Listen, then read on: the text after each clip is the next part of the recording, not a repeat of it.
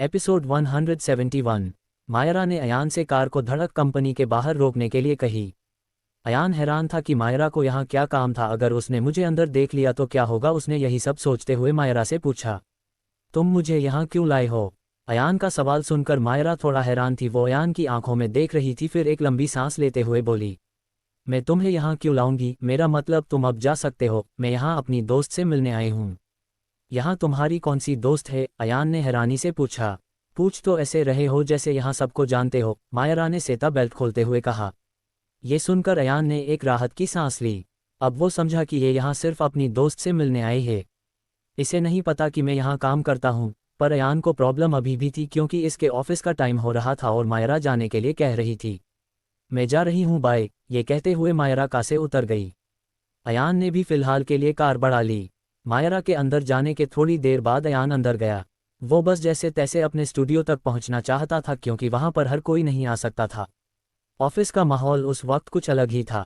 अयान हमेशा सीधा सपाट आत्मविश्वास से भरपूर कदमों से चलता था, लेकिन आज उसके चेहरे पर एक अजीब सी बेचैनी और सतर्कता झलक रही थी।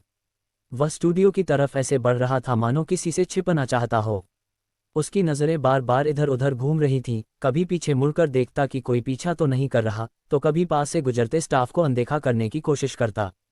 पास ही खड़ी जोया उसकी इस अजीब हरकत को गौर से देख रही थी। उसने हल्की आवाज़ में त्रिशा से कहा, तुमने नोटिस किया, अयान कुछ ज्यादा ही अलग सा बिहेव नहीं कर रहा, जैसे छुपा रहा हो। त्रिशा ने भी सिर हिलाया, उसकी नज़रें अयान पर ही थीं। वो बोली, हाँ, शायद किसी मुसीबत में है या फिर किसी से बच रहा है। अयान स्टूडियो में पहुंचकर अपनी सीट पर थोड़ा झुकते हुए बैठा और खुद से बोला, आखिर ये मिलने किससे आई है? इस ऑफिस में इसका दोस्त कौन है? उधर मायरा हल्के कदमों से दिव्या के केबिन की ओर बढ़ी। दरवाजे पर पहुंचकर उसने एक पल ठहरकर गहरी सांस ली और धीरे से दरवाज़ा खोला। जैसे ही अंदर दाखिल हुई, दिव्या की नज़र उस पर पड़ी। मायरा। दिव्या की आंखों में चमक उभर आए और वह कुर्सी से फौरन उठ खड़ी हुई। बिना किसी झिझक के वह आगे बढ़ी और मायरा को अपने गले से कसकर लगा लिया। दोनों के चेहरे पर मुस्कुराहट थी। मायरा और दिव्या बचपन के दोस्त थे। ये दोस्ती राजन और मायरा के पिता को वजह से और भी गहरी हो गई थी। कॉन्सर्ट के टिकट दिव्या ने भेजे थे, इसलिए मायरा उसे पर्सनली थैंक्स कहने आई थी। दोनों मुस्कुराते हुए अलग हुईं। इतने सालों से कहाँ थी तू? दिव्या ने मायरा से सवाल किया। दोनों भले ही अच्छे दोस्त थे, लेकिन मायरा को घर से निकालने की खबर उसके पिता ने बाहर नहीं आने दी थी। सबको यही लगता था कि मायरा अपनी लॉ स्टडी में बिजी है। राजन भी जब कॉलेज में मायरा को मिले थे तो उन्हें भी यही लगा था कि मायरा अपने घर से ही कॉलेज आ रही है।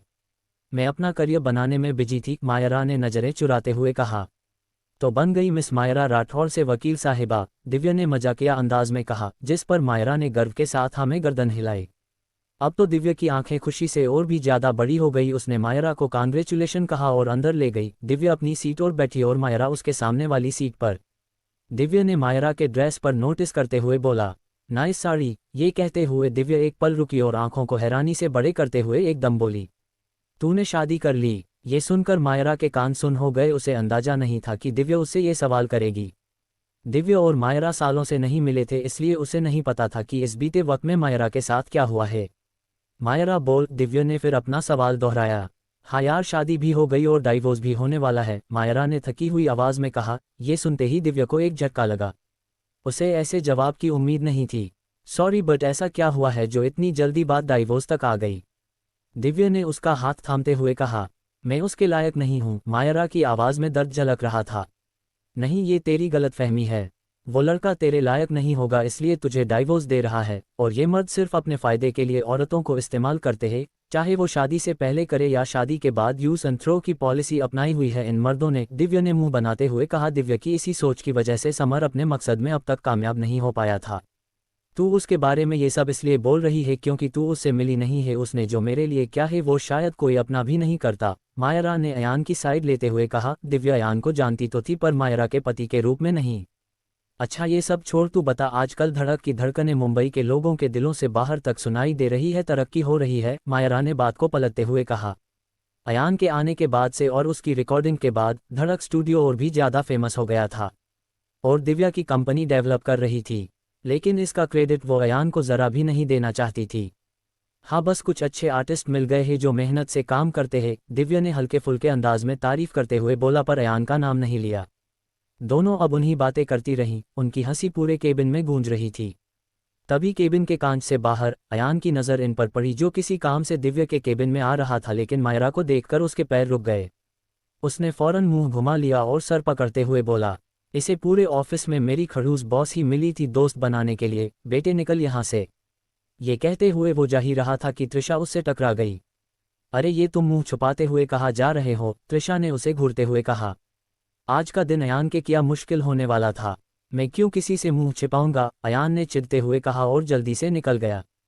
पता नहीं इसे क्या हो गया है, बहुत अजीब बिहेव कर रहा है, त्रिशा ने खुद से कहा और दिव्या के केबिन में दूर नॉक किया। दिव्या ने हाँ में गर्दन हिलाकर परमिशन दी। जैसे ही त्रिशा की नज़र मायरा पर पड़ी, उसके चेहरे पर एक मुस्कान आ गई। उसने प्यारे अंदाज में मायरा से कहा, हेलो मैम, कैसी है आप। दिव्या के ऑफिस में ज़्यादातर लोग मायरा को जानते थे। आई एम फाइन, मायरा ने मुस्कुराते हुए कहा और उसका हाल पूछने लगी। मैं भी ठीक हूँ, बस अभी तक कोई लीड सॉन्ग नहीं मिला है, त्रिशा ने अफसोस जताते हुए कहा। कोई बात नहीं, मिल जाएगा, मायरा ने दिलासा दिलाते हुए कहा। अब नहीं मिलेगा, त्रिशा ने मुंह बनाते हुए बोला। अरे क्यों, ऐसा क्यों बोल रही हो, मायरा ने हैरानी से उसकी तरफ देखते हुए बोला। क्योंकि मुझे पता चला है कि मुझसे भी कई गुना टैलेंटेड लोग हमारे स्टूडियो में ऑलरेडी है, त्रिशा ने हाथों से इशारा करते हुए कहा। वो अयान के बारे में बता के रही थी, क्योंकि हाल ही में उसे ही लीड सिंगिंग के लिए सेलेक्ट किया गया था और त्रिशा जो इतने टाइम से कोशिश कर रही थी, नाकाम रही। ऐसा कौन है टैलेंटेड तुम्हारे स्टूडियो में जिसने तुम्हें पीछे छोड़ दिया। वो नया लड़का। त्रिशा ने कहने के लिए मुंह खोला ही था कि दिव्या ने उसे इशारा किया कि वो उसका असली नाम ना बताए, क्योंकि दिव्या जानती थी मायरा अब लॉयर बन चुकी है और उसे अगर पता चलेगा अयान सिंह अरोड़ा जैसा क्रिमिनल मेरी कंपनी में काम करता है तो मेरी क्या इज्जत रह जाएगी उसके सामने, इसलिए दिव्या ने त्रिशा को चुप रहने का इशारा किया। तुम कुछ कह रही थी, मायरा ने त्रिशा की तरफ देखते बोला। है वो नया लड़का या है स्टूडियो में बहुत अच्छा गाता है, त्रिशा ने बता को संभालते हुए कहा। नाम क्या है उसका, मायरा ने क्यूरोसिटी से पूछा। दिव्या ने अपना सर पकड़ लिया। वो नाम उसका हमराज है, त्रिशा ने कहा। दिव्या ने एक चैन की सांस ली। अब मायरा इसके पास उठकर आए और उसके कंधे पर हाथ रखती हुई बोली, मुझे भी मिलना है हमराज से। अब दिव्या और त्रिशा दोनों के चेहरे के रंग बदल गए। दिव्या इसे रोकना चाहती थी, वहीं त्रिशा को डर लग रहा था कि आज तो पक्का डांट पड़ने वाली है। सोच क्या रही हो, चलो, मायरा ने उसे हिलाते हुए कहा। हाँ चलते हैं, त्रिशा ने जैसे तैसे कहा और मायरा के साथ बाहर निकल गई। वहीं दिव्या ने गुस्से में मुट्ठी बना लो, वो बस यही सोच रही थी कि मायरा ने कभी अयान को पहले न देखा हो, लेकिन दिव्या नहीं जानती थी कि वही उसका पति है। अयान अपनी कुर्सी पर बैठा नोटबुक में कुछ लिखने की कोशिश कर रहा था, लेकिन दिमाग बार बार मायरा की शक्ल की तरफ खींच रहा था। अचानक दरवाजे के बाहर से चहकती हुई आवाज़ें सुनाई दीं। वाह, तुम्हारा स्टूडियो तो काफ़ी अच्छा है, मैंने सोचा भी नहीं था इतना प्रोफेशनल होगा, मायरा ने हंसते हुए त्रिशा से कहा। इसकी आवाज़ सुनते ही अयान का दिल जैसे गले में अटका। वो फौरन इधर उधर देखने लगा, ये तो यही आ रही है, अब कहाँ जाऊं। और अगली ही पल घबरा कर अपनी बड़ी सी चेयर के नीचे घुस गया। उसके चेहरे पर पसीने की बूंदें साफ झलक रही थीं। जोया, जो कमरे के दूसरे कोने से सब देख रही थी, होंठ दबाकर बुदबुदाए, ये अयान के क्या रहे हैं, पूछती हूँ जाकर। ये कहते हुए जोया अयान के पास गई और थोड़ा झुकते हुए बोली, आप यहाँ क्यों छुपे हो। जोया की आवाज़ एकदम सुनकर अयान और भी घबरा गया, पर धीमी आवाज में बोला, तुम यहाँ क्यों आए हो, जाओ अभी प्लीज़। ठीक है मैं चली जाऊंगी, पर ये तो बताओ आप यहाँ कर क्या रहे हो, जोया ने हैरानी जताते हुए पूछा। कि तभी स्टूडियो का गेट खुला और मायरा त्रिशा के साथ अंदर आई। अयान ने झाँक कर देख किया था कि वो अंदर आ चुकी है। जोया ने भी उसे नोटिस कर लिया था कि वो उस पिंक साड़ी वाली लड़की से छिप रहा है। जोया इस कंपनी में नहीं थी, इसलिए वो मायरा को नहीं जानती थी। वो आपकी गर्लफ्रेंड है, जोया ने अपनी हंसी को दबाते हुए पूछा। नहीं, अयान ने जवाब दिया। तो आप उनसे छुप क्यों रहे हो, जोया ने कंफ्यूज्ड होते हुए पूछा। जोया प्लीज़ जाओ, ऐसे मेरे साथ नीचे बैठोगी तो मैं भी पकड़ा जाऊंगा, अयान ने जोया को आंखें दिखाते हुए पर आवाज़ को नीचे रखते हुए कहा। लेकिन जोया अब शरारत कर मूड में आ चुकी थी। उसने हंसते हुए कहा, मैं उन्हें लेकर आऊं यहाँ। ये सुनकर ही अयान की हालत खराब हो गई। उसने चिढ़ते हुए कहा, क्यों, भाभी है तुम्हारी तो बातें दे ना कि कौन है वो और आप क्यों छिप रहे हैं, जोया ने थकी हुई आवाज़ कहा। तभी अयान को एक खुराफाती आइडिया सुझा और उसने बेचारगी वाले अंदाज में कहा, मैं उसके घर में किराए पर रहता हूं, पर टाइम पर किराया नहीं दे पाया और वो ठहरी वकील बात बात पर धमकी देती है, धाराएं गिनवाने लगती है। मैं क्या करूं, प्लीज़ उसे यहाँ आने से रोको। अयान को बात सुनकर जोया इमोशनल हो गई और नर्म लहजे में बोली, ठीक है मैं रोकती हूँ उन्हें। वहीं त्रिशा मायरा को लेकर दरवाजे तक आए। उसने अयान की तरफ देखा तो पाया कि कुर्सी खाली थी। अरे अभी तो यही था, शायद वॉशरूम या किसी काम से गया होगा। कोई बात नहीं, थोड़ी देर में मिलवाती हूँ, त्रिशा ने आश्चर्य से कहा। अयान, जो नीचे दुबका सब सुन रहा था, उसके कान चौकन्ने हो उठे। उसने मन ही मन सोचा, मतलब ये मुसीबत थोड़ी देर बाद भी आ ही टपकेगी। त्रिशा, जोया ने आवाज़ दी और उसके पास जाते हुई बोली, तुम किसी को ढूंढ रही हो? हाँ मैं वो त्रिशा कहती हुई रुकी। उसे दिव्य की गुस्से भरी आंखें याद आ गई थी और उसने फौरन हमराज का नाम लेते हुए कहा, मैं हमराज को ढूंढ रही थी, ये मायरा है, दिव्य मैडम की खास दोस्त। त्रिशा में मायरा को तरफ इशारा करते हुए कहा। दोनों ने मुस्कुराते हुए एक दूसरे को देखा और हैंडशेक किया। हमराज को किसी काम से जाना था इसलिए वो चले गए, पता नहीं कितनी देर में लौटेंगे, जोया ने त्रिशा की तरफ देखते हुए बोला।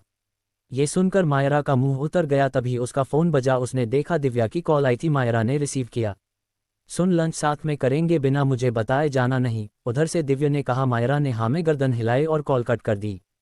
कोई बात नहीं, मैं शाम तक यहीं पर हूँ, जब आपके हमराज आ जाए तो मुझे बता देना, मायरा ने दोनों की तरफ देखते हुए बोला और स्टूडियो से बाहर चली गई। लेकिन अयान, जिसने सुन लिया था कि ये शाम तक यही रहेगी, वो एक झटके से बाहर निकला। त्रिशा ने उसे देखकर आंखें बड़ी करते हुए बोला, तुम छुपे थे, पर क्यों? अयान ने कोई जवाब नहीं दिया और सीधा जाने लगा। त्रिशा उसके पीछे जा रही थी, तभी जोया ने उस रोकते हुए बोला, मैं बताती हूँ बात किया है। जोया त्रिशा को वही कहानी सुनना लगी जो अयान ने उसे सुनाई थी।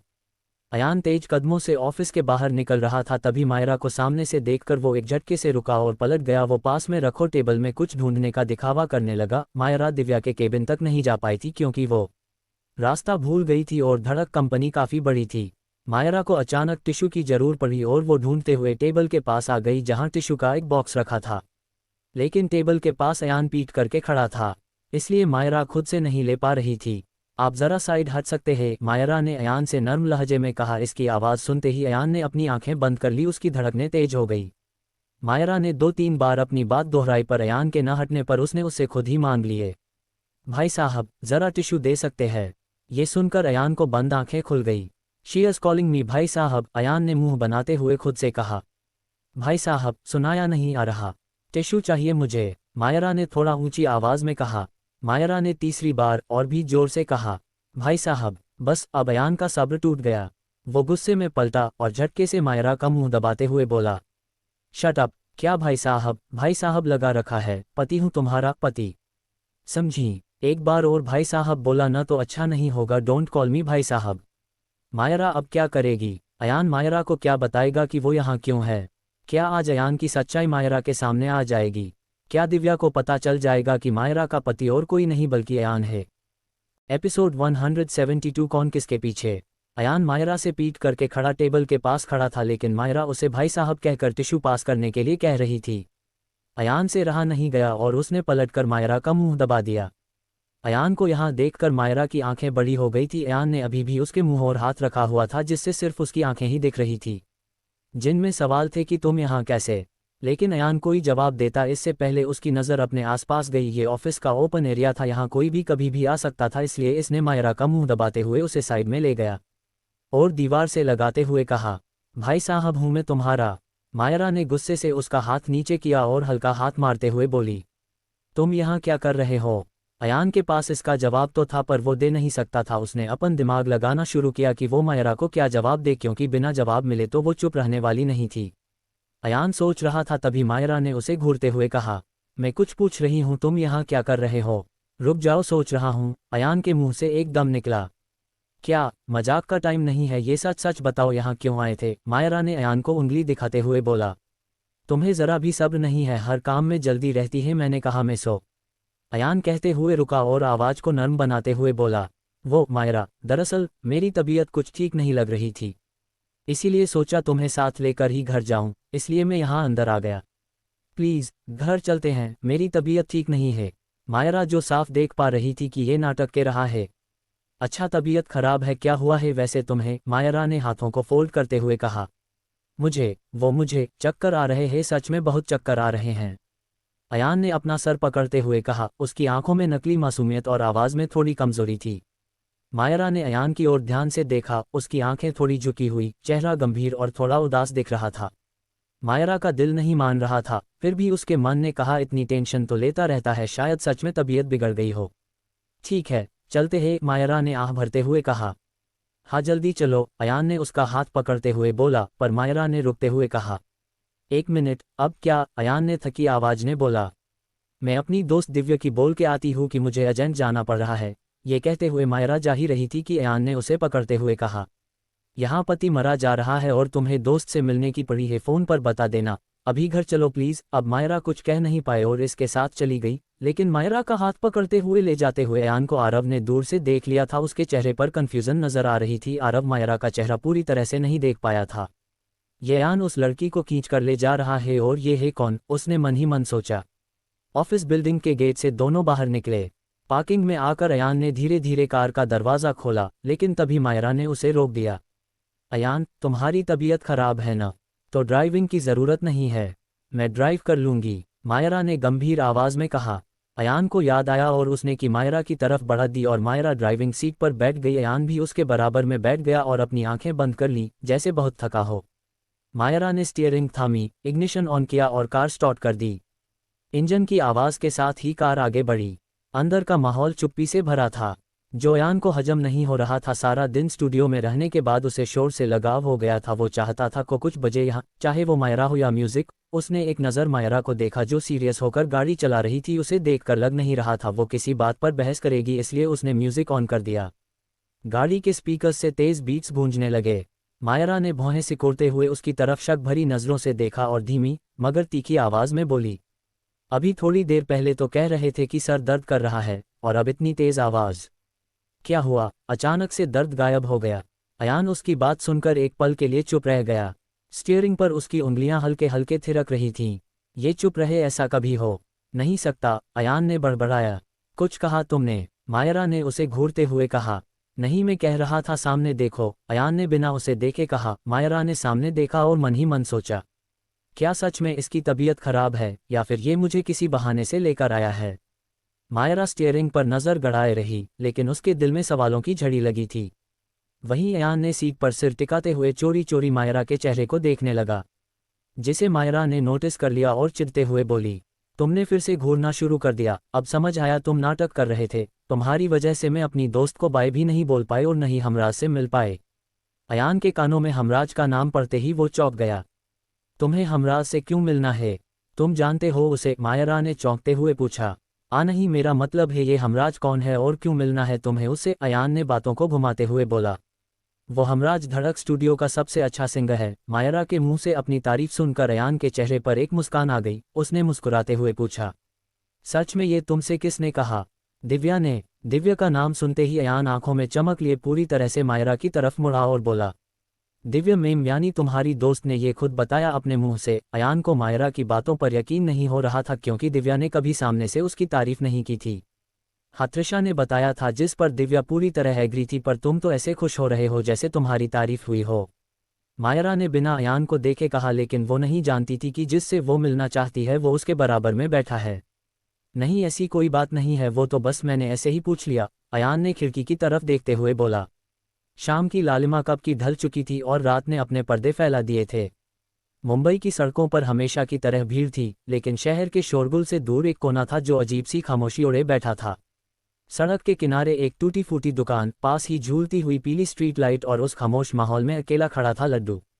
उसका चेहरा बुझी हुई लालटेन जैसा लग रहा था।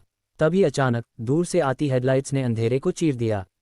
अगले ही पल धूल उड़ाते हुए एक काली कार आकर लड्डू के बिल्कुल सामने रुकी। धूल के बवंडर में वो कार किसी रहस्य की तरह खड़ी थी। कार का दरवाजा खुला और उसमें से शेरा उतरता। उसके चेहरे पर एक ऐसी मुस्कान थी जिसमें सिर्फ खतरनाक इरादे झलक रहे थे।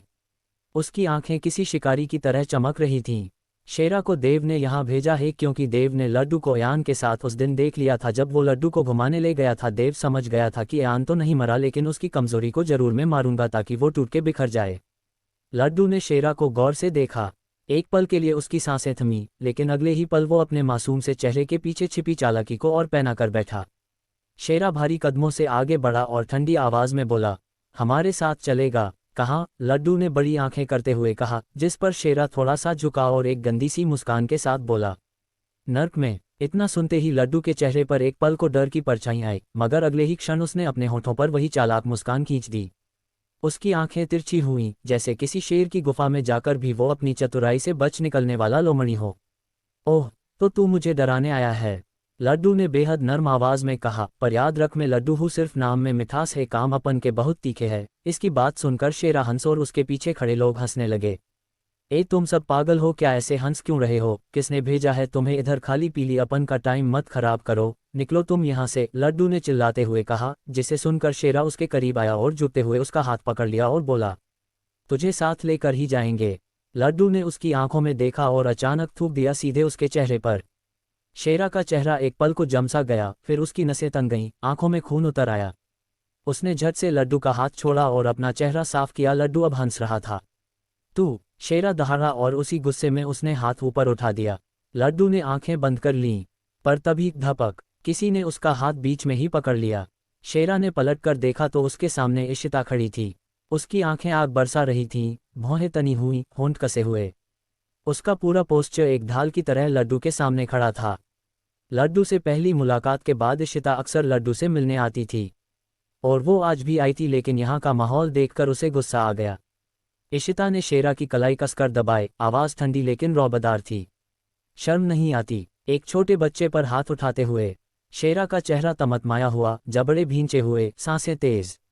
उसकी पूरी बॉडी लैंग्वेज गुस्से से कांप रही थी, मगर इशिता की पकड़ और उसकी आंखों की सख्ती ने उसे वहीं जकड़ लिया था। माहौल ऐसा था मानो जरा सी चिंगारी लगी तो आग भड़क उठेगी। इशिता लड्डू की तरफ मुड़ते हुए बोली, तुम ठीक हो? लड्डू कुछ कहता उससे पहले शेरा ने इशिता को अपनी ओर खींचते हुए कहा, बच्चे पर हाथ नहीं उठाऊं तो क्या तुझ पर उठाऊं? नहीं, ये मैं नहीं कर सकता, पाप लगेगा। शेरा के होठों पर एक घिनौनी मुस्कान थी जिसे इशिता और वहां खड़ा लड्डू समझ गया था। लड्डू ने एक छोटा कंकर उठाया और शेरा की आंख में निशाना बनाते हुए मारा, जिससे वो तिलमिला गया और इशिता को एक झटके से छोड़ दिया। उसके आदमी फौरन उसे संभालने लगे। इधर लड्डू ने इशिता का हाथ पकड़ा और तेजी से भाग गया। वो इशिता को लेकर सीधा बस्ती की गलियों में घुस गया। इशिता यहाँ के रास्ते नहीं जानती थी, लेकिन लड्डू हर गली से हर मोड़ से वाकिफ था। दोनों भाग रहे थे। पकड़ो उसे, भागने ना पाए, शेरा ने चिल्लाते हुए अपने आदमियों को कहा और वो सब उनके पीछे दौड़ पड़े। अब क्या होगा? क्या इशिता और लड्डू पकड़े जाएंगे? लड्डू इशिता को बचाएगा या इशिता लड्डू को? या इन दोनों को बचाने कोई और आएगा? क्या होगा जब लड्डू पर हमले को खबर अयान मिलेगी? एपिसोड 173 दिव्य इन डेंजर। देव के कहने पर शेरा लड्डू को मारने पहुंच जाता है, लेकिन बीच में इशिता आ जाती है। शेरा जैसे इशिता की अपने कब्जे में लेता है, वैसे लड्डू एक पत्थर उसे मारकर इशिता को लेकर बस्ती की तंग गलियों में घुस जाता है। शेरा और उसके आदमी उनका पीछा करने दौड़ते हैं।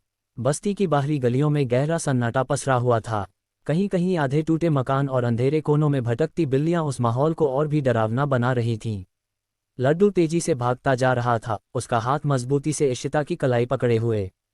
जल्दी चल, इधर आ, उसने फुसफुसाते हुए कहा। इशिता हौंफ रही थी, उसके कदम लड़खड़ा रहे थे। लड्डू, मैं रास्ता नहीं पहचानती, कहाँ ले जा रहे हो? उसकी आवाज़ कांप रही थी। लड्डू ने बिना रुके जवाब दिया, बस चुपचाप चलो, मैं जानता हूँ यहाँ से बाहर निकलने का रास्ता। गलियों की घुमावदार मोड़ों में अंधेरा और गहराता गया। इशिता की आंखें डर से फैल चुकी थीं, जबकि लड्डू की चाल में उतावलापन और तेज होता जा रहा था। मैं पुलिस को कॉल करती हूँ, भागते हुए इशिता ने कहा। जब तक पुलिस आएगी तब तक ये लोग अपन का गेम बजा चुके होंगे। लड्डू ने उसकी तरफ देखते हुए, लेकिन दौड़ना उसका भी जारी था। ठीक है, फिर मुझे जल्दी से रोड साइड निकालो, इशिता ने कहा और लड्डू ने रास्ता बदल लिया। इनके पीछे शेरा और उसका आदमी अभी भी आ रहे थे। लड्डू और इशिता संकरी गलियों से हौंफते हुए निकलते हैं। दोनों की सांसें तेज चल रही थीं, कपड़े धूल में लथपथ थे। अचानक सामने चौड़ी रोड साइड नजर आई। बाहर ट्रैफिक का शोर था, हॉर्न बज रही थी, भीड़ भाड़ थी, लेकिन यही मौका था बच निकलने का। इशिता ने इधर उधर घबराई निगाहों से देखा और हाथ उठाकर जोर से बोली, ऑटो, ऑटो रोकिए प्लीज। एक पीला हरा ऑटो ब्रेक लगाता हुआ उनके सामने आकर खड़ा हुआ।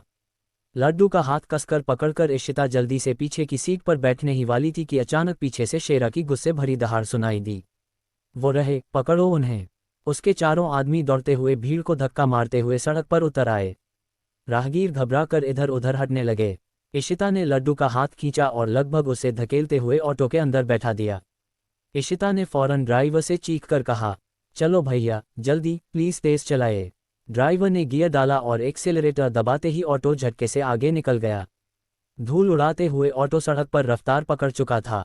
उधर पीछे खड़े शेरा और उसके गुंडे ऑटो को निकलता देख गुस्से से दांत पीसते रह गए। शेरा ने जमीन पर पैर मारा और दहाड़ा, भागो, ज्यादा दूर नहीं गए हैं, पकड़ कर लाओ उन्हें।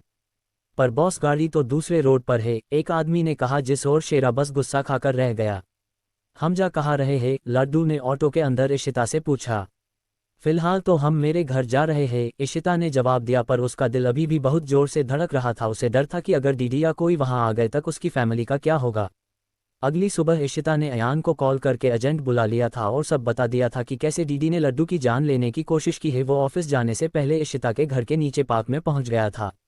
हवा में हल्की ठंडक थी, पार्क के पेड़ हरे पत्तों के साथ मंद हवा में झूम रहे थे। सुबह सुबह के वक्त बच्चों की हंसी, कुछ लोग वॉक करते हुए और चिड़ियों की चहचहाहट का माहौल था। अयान अपनी कार पार्क करके बेंच पर बैठा बेचैनी से बार बार घड़ी देख रहा था। उसके चेहरे पर लड्डू के लिए चिंता साफ झलक रही थी।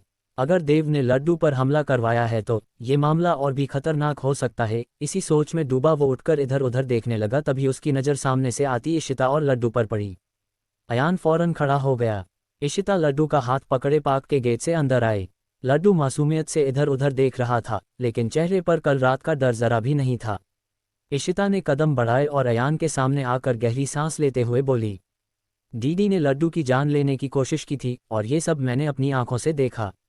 अयान ने सिर हिलाते हुए गंभीरता से कहा, क्योंकि उन लोगों को पता चल चुका है कि मैं नहीं मरा और अब मेरी कमजोरी पर वार करना चाहते हैं। लड्डू उनकी नज़र में आ चुका है, इसे सुरक्षित रखना ज़रूरी है। लड्डू को इनको बातों में कोई इंटरेस्ट नहीं था, वो तो पार्क में लगे झूलों को देख रहा था। तभी अयान झुककर लड्डू के पास आया और ने नरमी से मुस्कुराते हुए कहा, मेरे साथ चलोगे? अब तू अपन को किधर लेकर जाएगा? लड्डू ने चिढ़ते हुए बोला, ऐसी जगह जहां बहुत झूले हैं, खाने के लिए बहुत सारा खाना है और सोने के लिए एक बड़ा सा बेड, अयान ने प्यार से जवाब दिया। ये सुनकर लड्डू की आंखें खुशी से बड़ी हो गई। सच में अपन ऐसी जगह जाएगा? अयान ने हाँ में गर्दन हिलाए और इशिता ने लंबी सांस छोड़ी और धीरे धीरे लड्डू का हाथ अयान के हवाले कर दिया। उसके चेहरे पर भरोसा और चिंता दोनों झलक रहे थे। लड्डू ने मासूमियत से अयान की तरफ देखा, फिर धीरे से उसका हाथ थाम लिया। अयान की पकड़ मजबूत थी, जैसे वो वादा कर रहा हो कि अब किसी भी कीमत पर इस बच्चे को कोई नुकसान नहीं होने देगा। अयान ने लड्डू को कार में बैठाया और रवाना हो गया। अयान ड्राइव करते हुए यही सोच रहा था, वो लड्डू को जहां ले जा रहा है वो जगह इसके लिए सबसे परफेक्ट है। थोड़ी देर में अयान की कार बोर्डिंग स्कूल के गेट के सामने आकर रुकी। चारों तरफ हरी भरी जगह, ऊंची ऊंची दीवारें और अंदर खेलते बच्चों की आवाज़ें सुनाई दे रही थीं। लड्डू कार की खिड़की से झांकते हुए थोड़ा सहम गया। लड्डू सड़क पर खुले आसमान के नीचे रहने वाला लड़का था, उसे ये बंद दीवारें समझ नहीं आ रही थी और ये बात अयान बहुत अच्छे से समझ रहा था। लेकिन वो लड्डू को यहाँ लाने के लिए मजबूर था। वो उसे अपने साथ ले जाना चाहता था, लेकिन वो खुद कब राठौड़ मैंशन से निकल जाए उसे नहीं पता था। और शांति या रोहित कभी कभी लड्डू को एक्सेप्ट नहीं करते। अयान ने गाड़ी बंद की और लड्डू की तरफ मुड़कर मुस्कराने की कोशिश की। चलो चैंप, अब यही तुम्हारा नया घर है, यहाँ तुम बहुत कुछ सीखोगे, बहुत सारे दोस्त बनाओगे। नहीं, मैं यहाँ नहीं रहूँगा, लड्डू ने मुंह बनाते हुए कहा। लड्डू, बाहर तुम्हारी जान को खतरा है, वो लोग बहुत खतरनाक है। अयान ने उसे समझाने की कोशिश की। अपन से ज़्यादा खतरनाक नहीं होंगे, लड्डू ने अपने स्टाइल में बोला। लड्डू प्लीज़ बात को समझो, ये जगह तुम्हारे लिए बिल्कुल परफेक्ट है। यहाँ तुम्हारी पढ़ाई भी होगी, नए दोस्त, नए टीचर, कितने बैग, सब मिलेगा तुम्हें यहाँ पर। अयान समझाने की हर मुमकिन कोशिश कर रहा था। प्लीज़ मान जाओ, बस कुछ वक्त की बात है, फिर मैं तुम्हें यहाँ से ले जाऊँगा, अयान गंभीर आवाज़ में कहा। पक्का, लड्डू ने प्रोमिस के लिए हाथ बढ़ाते हुए बोला। अयान मुस्कुराया और झट से उसके हाथ में अपना हाथ रखते हुए बोला, पक्का प्रोमिस। लेकिन अचानक लड्डू ने होंठ भींचे, आंखों में पानी भर आया। उसने धीमे से कहा, पर मैं रोज़ अपने दोस्तों और तुझे कैसे देखूंगा? अयान का दिल कसक उठा। उसने लड्डू के कंधे पर हाथ रखा और झुककर उसे गले से लगा लिया। सुनो, मैं हर वीकेंड तुम्हारे पास आऊँगा, तुम्हें घुमाने ले जाऊँगा, आइसक्रीम खिलाऊंगा और तुम्हें जिससे मिलना ही मिल लेना, ठीक है? लड्डू ने सुबकते हुए सिर हिला दिया। कार से उतरकर उसने अयान का हाथ कसकर पकड़ लिया, जैसे छोड़ना ही न चाहता हो। लेकिन वार्डन पास आकर मुस्कुराए और लड्डू को अंदर ले जाने लगे। लड्डू ने जाते जाते बार बार पलटकर अयान को देखा। उसकी आंखों से आंसू गिर रहे थे, लेकिन होठों पर एक छोटी सी मुस्कान थी, क्योंकि उसे यकीन था अयान अपना वादा निभाएगा। अयान वहीं खड़ा, कार के सहारे टिककर लड्डू को दूर जाते देखता रहा। उसकी आंखों में भी नमी थी, मगर चेहरे पर एक मजबूर मुस्कान, मानो खुद को समझा रहा हो कि ये लड्डू के अच्छे भविष्य के लिए है। लड्डू को अलविदा कहने के बाद अयान सीधा अपने ऑफिस की तरफ निकल गया। मुंबई की सड़कों पर रफ्तार थी, लेकिन अयान की कार कुछ खामोश सी चल रही थी। उसके चेहरे पर हल्की सी थकान, पर आंखों में बेचैनी साफ झलक रही थी। मन में अभी भी लड्डू को छोड़कर आने की कसक थी, तभी उसकी नज़र सामने धड़क कॉन्सर्ट पर पड़ी। अयान को कार के शीशे से धड़क के नए पोस्टर दिखाई दे रहे थे। धड़क लाइव इन कॉन्सर्ट आज रात। हर जगह उसी का क्रेज था, हर सड़क पर उसी का प्रचार। आज तो कॉन्सर्ट है, मैं भूल कैसे गया, अयान को याद आया। पर मेरा वहाँ क्या काम, परफॉर्मेंस तो आरव करने वाला है, अयान कहकर खुद को शांत करने की कोशिश कर रहा था। बुरा उसे भी बहुत लग रहा था कि उसने बहुत मेहनत से सॉन्ग लिखा था, उसे तैयार किया था, जो अब आरव गाने वाला है। अयान को उस गलती की सजा मिल रही थी जो इसने की ही नहीं थी। जैसे ही अयान की कार स्टूडियो के गेट पर पहुंची, बाहर चहल पहल का नज़ारा था। गार्ड्स सिक्योरिटी टाइट कर रहे थे। चारों तरफ भागदौड़, शोरगुल और उत्साह की गूंज थी। भीड़भाड़ के बीच खड़ा अयान सबको देख रहा था। दिल में टीस थी कि इस कॉन्सर्ट का हिस्सा बनना उसका सपना था, लेकिन ये मंच आज आरव को मिलने वाला था। उसके कदम भारी थे लेकिन चेहरा वही शांत बनाए रखा। उसने गहरी सांस भरी और मन ही मन खुद से कहा, शायद आज किस्मत मेरे साथ नहीं है, लेकिन मैं हार मानने वालों में से भी नहीं हूं। वक्त बीतता जा रहा था। रात का अंधेरा और मुंबई अपनी रफ्तार पर थी। सीलिंग ब्रिज पर दौड़ती कारों और चमचमाती स्ट्रीट लाइट्स, समुद्र की लहरें सब शोर मचा रहे थे। कॉन्सर्ट NSCI डोम वली पर होने वाला था। ये मुंबई का सबसे फेमस इंडोर स्टेडियम है। यहाँ हजारों लोग बैठ सकते हैं और concerts, award show, fashion show होते रहते हैं। स्टेडियम के बाहर हजारों लोग कतारों में खड़े, हाथों में धड़क के बैनर लिए खड़े थे। कुछ ने आरव का पोस्टर पकड़ रखा था और उसका नाम लेकर बार बार चिल्ला रहे थे। धड़क धड़क धड़क। वहीं गाड़ियां लगातार अंदर आ रही हैं। VIP एंट्री, मीडिया कैमरे फ्लैश कर रहे हैं। विशाल स्टेज पर लेड स्क्रीनें चमक रही थी जिन पर धड़क का लोगो और काउंटडाउन इफेक्ट चल रहा था। लेजर लाइट्स ऊपर से इधर उधर कट कर रही हैं। बैक स्टेज से टेक्नीशियंस भागते दौड़ते नजर आ रहे हैं। म्यूजिक सिस्टम टेस्टिंग की आवाज़ें गूंज रही थी। Mic check 1 2 1 2। फिर अचानक पूरा हॉल अंधेरे में डूब जाता है। सिर्फ एक स्पॉटलाइट स्टेज के सेंटर पर गिरती है। भीड़ सन हो जाती है और फिर एक पल बाद जोरदार चीखें व तालियां गूंज उठती हैं। होस्ट दमदार आवाज में कहता है, मुंबई, क्या आप तैयार हैं? भीड़ आवाज देती है, यीज। आज की रात बनेगी यादगार, क्योंकि आज धड़क म्यूजिक लेकर आया है वो जादू जो दिलों की धड़कन बढ़ा देगा। तो तालियों से स्वागत कीजिए धड़क कॉन्सर्ट 2025 का। जैसे ही ये लाइन खत्म होती है, बूम, फायर क्रैकर्स, कम्फेटी और इलेक्ट्रिक गिटार की आवाज़ गूंजती है। कॉन्सर्ट की धमाकेदार शुरुआत हो जाती है। आरव स्टेज पर माइक थामे अपनी परफॉर्मेंस शुरू करता है। भीड़ तालियों और चीखों से गूंज उठती है। रोशनी सिर्फ उसी पर पड़ रही थी। हर कोई उसकी आवाज़ और बीट्स में डूबा था। टीम के कुछ मेंबर कॉन्सर्ट के मजे ले रहे थे और कुछ कामों में बिजी थे। वहीं बैक स्टेज पर दिव्या, जिसने आज एक शालीन साड़ी पहनी थी, बस यही दुआ कर रही थी कि सब परफेक्ट हो, धड़क का नाम और ऊंचा हो। लेकिन ठीक उसी पल उसके पीछे एक काली परछाई सरकी। किसी ने जबरदस्ती उसका मुंह दबा लिया। दिव्या की आंखें भय से चौड़ी हो गईं। उसने छूटने की कोशिश की, लेकिन शोर इतना ज्यादा था कि कोई उसकी हल्की सी कराह भी नहीं सुन पाया। वह इंसान उसे कंधों से पकड़कर घसीटता हुआ बैक स्टेज के अंधेरे कोने की तरफ ले गया, वहां जहां रोशनी का एक कतरा भी नहीं पहुंच रहा था और जहां कोई आता जाता नहीं था। लेड लाइट्स की चमक और स्टेज की आवाज उस गुमनाम हिस्से को पूरी तरह ढक रही थी। भीड़ चीख रही थी, तालियां बज रही थीं, म्यूजिक गूंज रहा था और उसी भीड़ भाड़ के बीच दिव्या चुपचाप खामोशी में कैद कर ली गई थी। दिव्या को पीछे से खींचते खींचते वह रहस्यमय शख्स अंधेरे के कोने में ले आया। अचानक उसने दिव्या को जोर से धक्का दिया। दिव्या जमीन पर गिर पड़ी। उसकी साड़ी का पल्लू अस्त व्यस्त हो गया और हाथों में हल्की खरोंचें आ गईं। उसके सामने खड़ा वो आदमी, हल्की सी लाइट उसके चेहरे तक पहुंच रही थी, लेकिन फिर भी उसकी पहचान छुपी हुई थी। उसने काले रंग का मास्क पहन रखा था, जिससे उसकी नाक और होंठ तक पूरी तरह ढके थे। बस उसकी आंखें बाहर थीं, जो बेहद खतरनाक और ठंडी लग रही थीं। सिर पर उसने एक कैप नीचे तक खींची हुई थी ताकि कोई उसकी शक्ल पहचान ना पाए। उसकी चाल ढाल और अंदाज से साफ था कि वह पहले से सब प्लान करके आया है।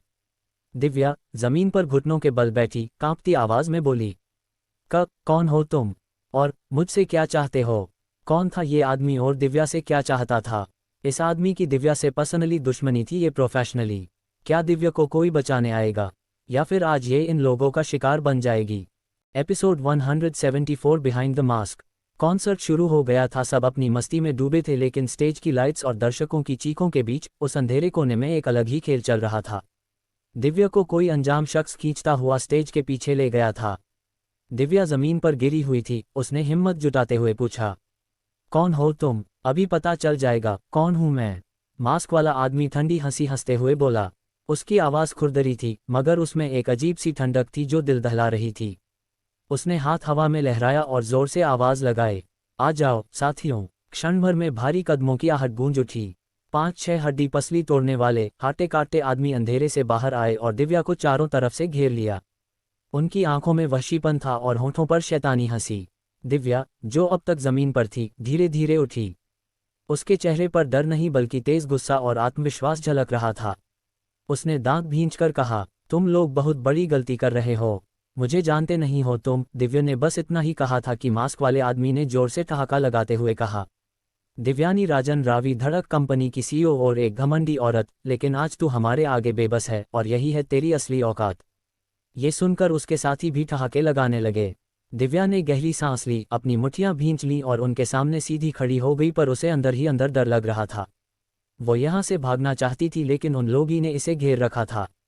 मास्क वाला आदमी जो अपनी जगह पर खड़ा था वो दिव्या से थोड़ी दूरी पर था। ऊंची आवाज में बोल, आज तेरी सारी अकड़ टूटेगी, आज तेरा अहंकार जलेगा, आज तुझे पता चलेगा कि तुझसे ऊपर भी लोग हैं जिन्हें तू अपने नीचे रखना चाहती है। मास्क वाला आदमी दिव्या को डराए जा रहा था। वो साफ शब्दों में नहीं बता रहा था को उसका दिव्या को तकलीफ पहुंचाने का क्या मकसद है, उसे किसने और क्यों भेजा है।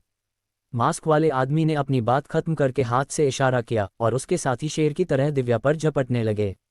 दिव्या वहीं बीच में जमीन पर बैठ गई। तभी एक हाटे काटे गुंडा आगे बढ़ा, हाथ बढ़ाकर दिव्या का बाजू पकड़ने ही वाला था, पर अचानक उसका हाथ बीच में ही रुक गया। किसी ने उसकी कलाई इतनी जोर से पकड़ ली कि उसकी हड्डियां चरमराने लगीं। गुंडा चीखा, आह! ये और कोई नहीं बल्कि अयान था जिसने दिव्या को खींचते हुए इस मास्क वाले आदमी को देख लिया था। अयान उस टाइम कॉन्सर्ट की भीड़ में था, इसलिए उसे आने में टाइम लग गया। दिव्या की नज़र जब अयान पर पड़ी तो उसने एक राहत की सांस ली। उसने कभी सोचा नहीं था कि उसे अयान की मदद की ज़रूरत इस तरह पड़ेगी। अयान अब तक उस आदमी का हाथ कस रहा था और बाकी गुंडे उसे देखकर पसीने पसीने हो रहे थे। अयान की आंखों में आग थी, चेहरे पर पसीने की बूंदें, पर माथे पर आत्मविश्वास की चमक। स्पॉटलाइट की हल्की सी रोशनी उसकी शर्ट पर पड़ रही थी और उसके चेहरे पर गुस्से साफ झलक रहा था। उसने जोर से गुंडे का हाथ मरोड़ा और उसे जमीन पर पटक दिया और एक दहाड़ जैसी आवाज में बोला, इन्हें छूने की गलती मत करना, ज्यादा हीरो मत बन, मारा जाएगा। मास्क वाले आदमी ने बिना अपनी जगह से हिले कहा, जिसे सुन के अयान के चेहरे पर एक मुस्कान आ गई। अब जब हीरो का टाइटल मिल ही गया है तो मुझे हीरोपंती शुरू करनी चाहिए। अयान ने जैकेट की आस्तीन चढ़ाई, मुट्ठियां भींची और दिव्या के आगे खड़ा हो गया। गुंडों ने अयान को चारों तरफ से घेर लिया। मास्क वाला आदमी हाथ बांधे खड़ा मुस्कुरा रहा था। पहला गुंडा दौड़कर आया और घूंसा चलाया, लेकिन अयान ने झुककर उसके पेट में घुटना मारा, फिर गर्दन पकड़कर उसे जोर से दीवार से भिड़ा दिया। वो धड़ाम से नीचे गिर पड़ा।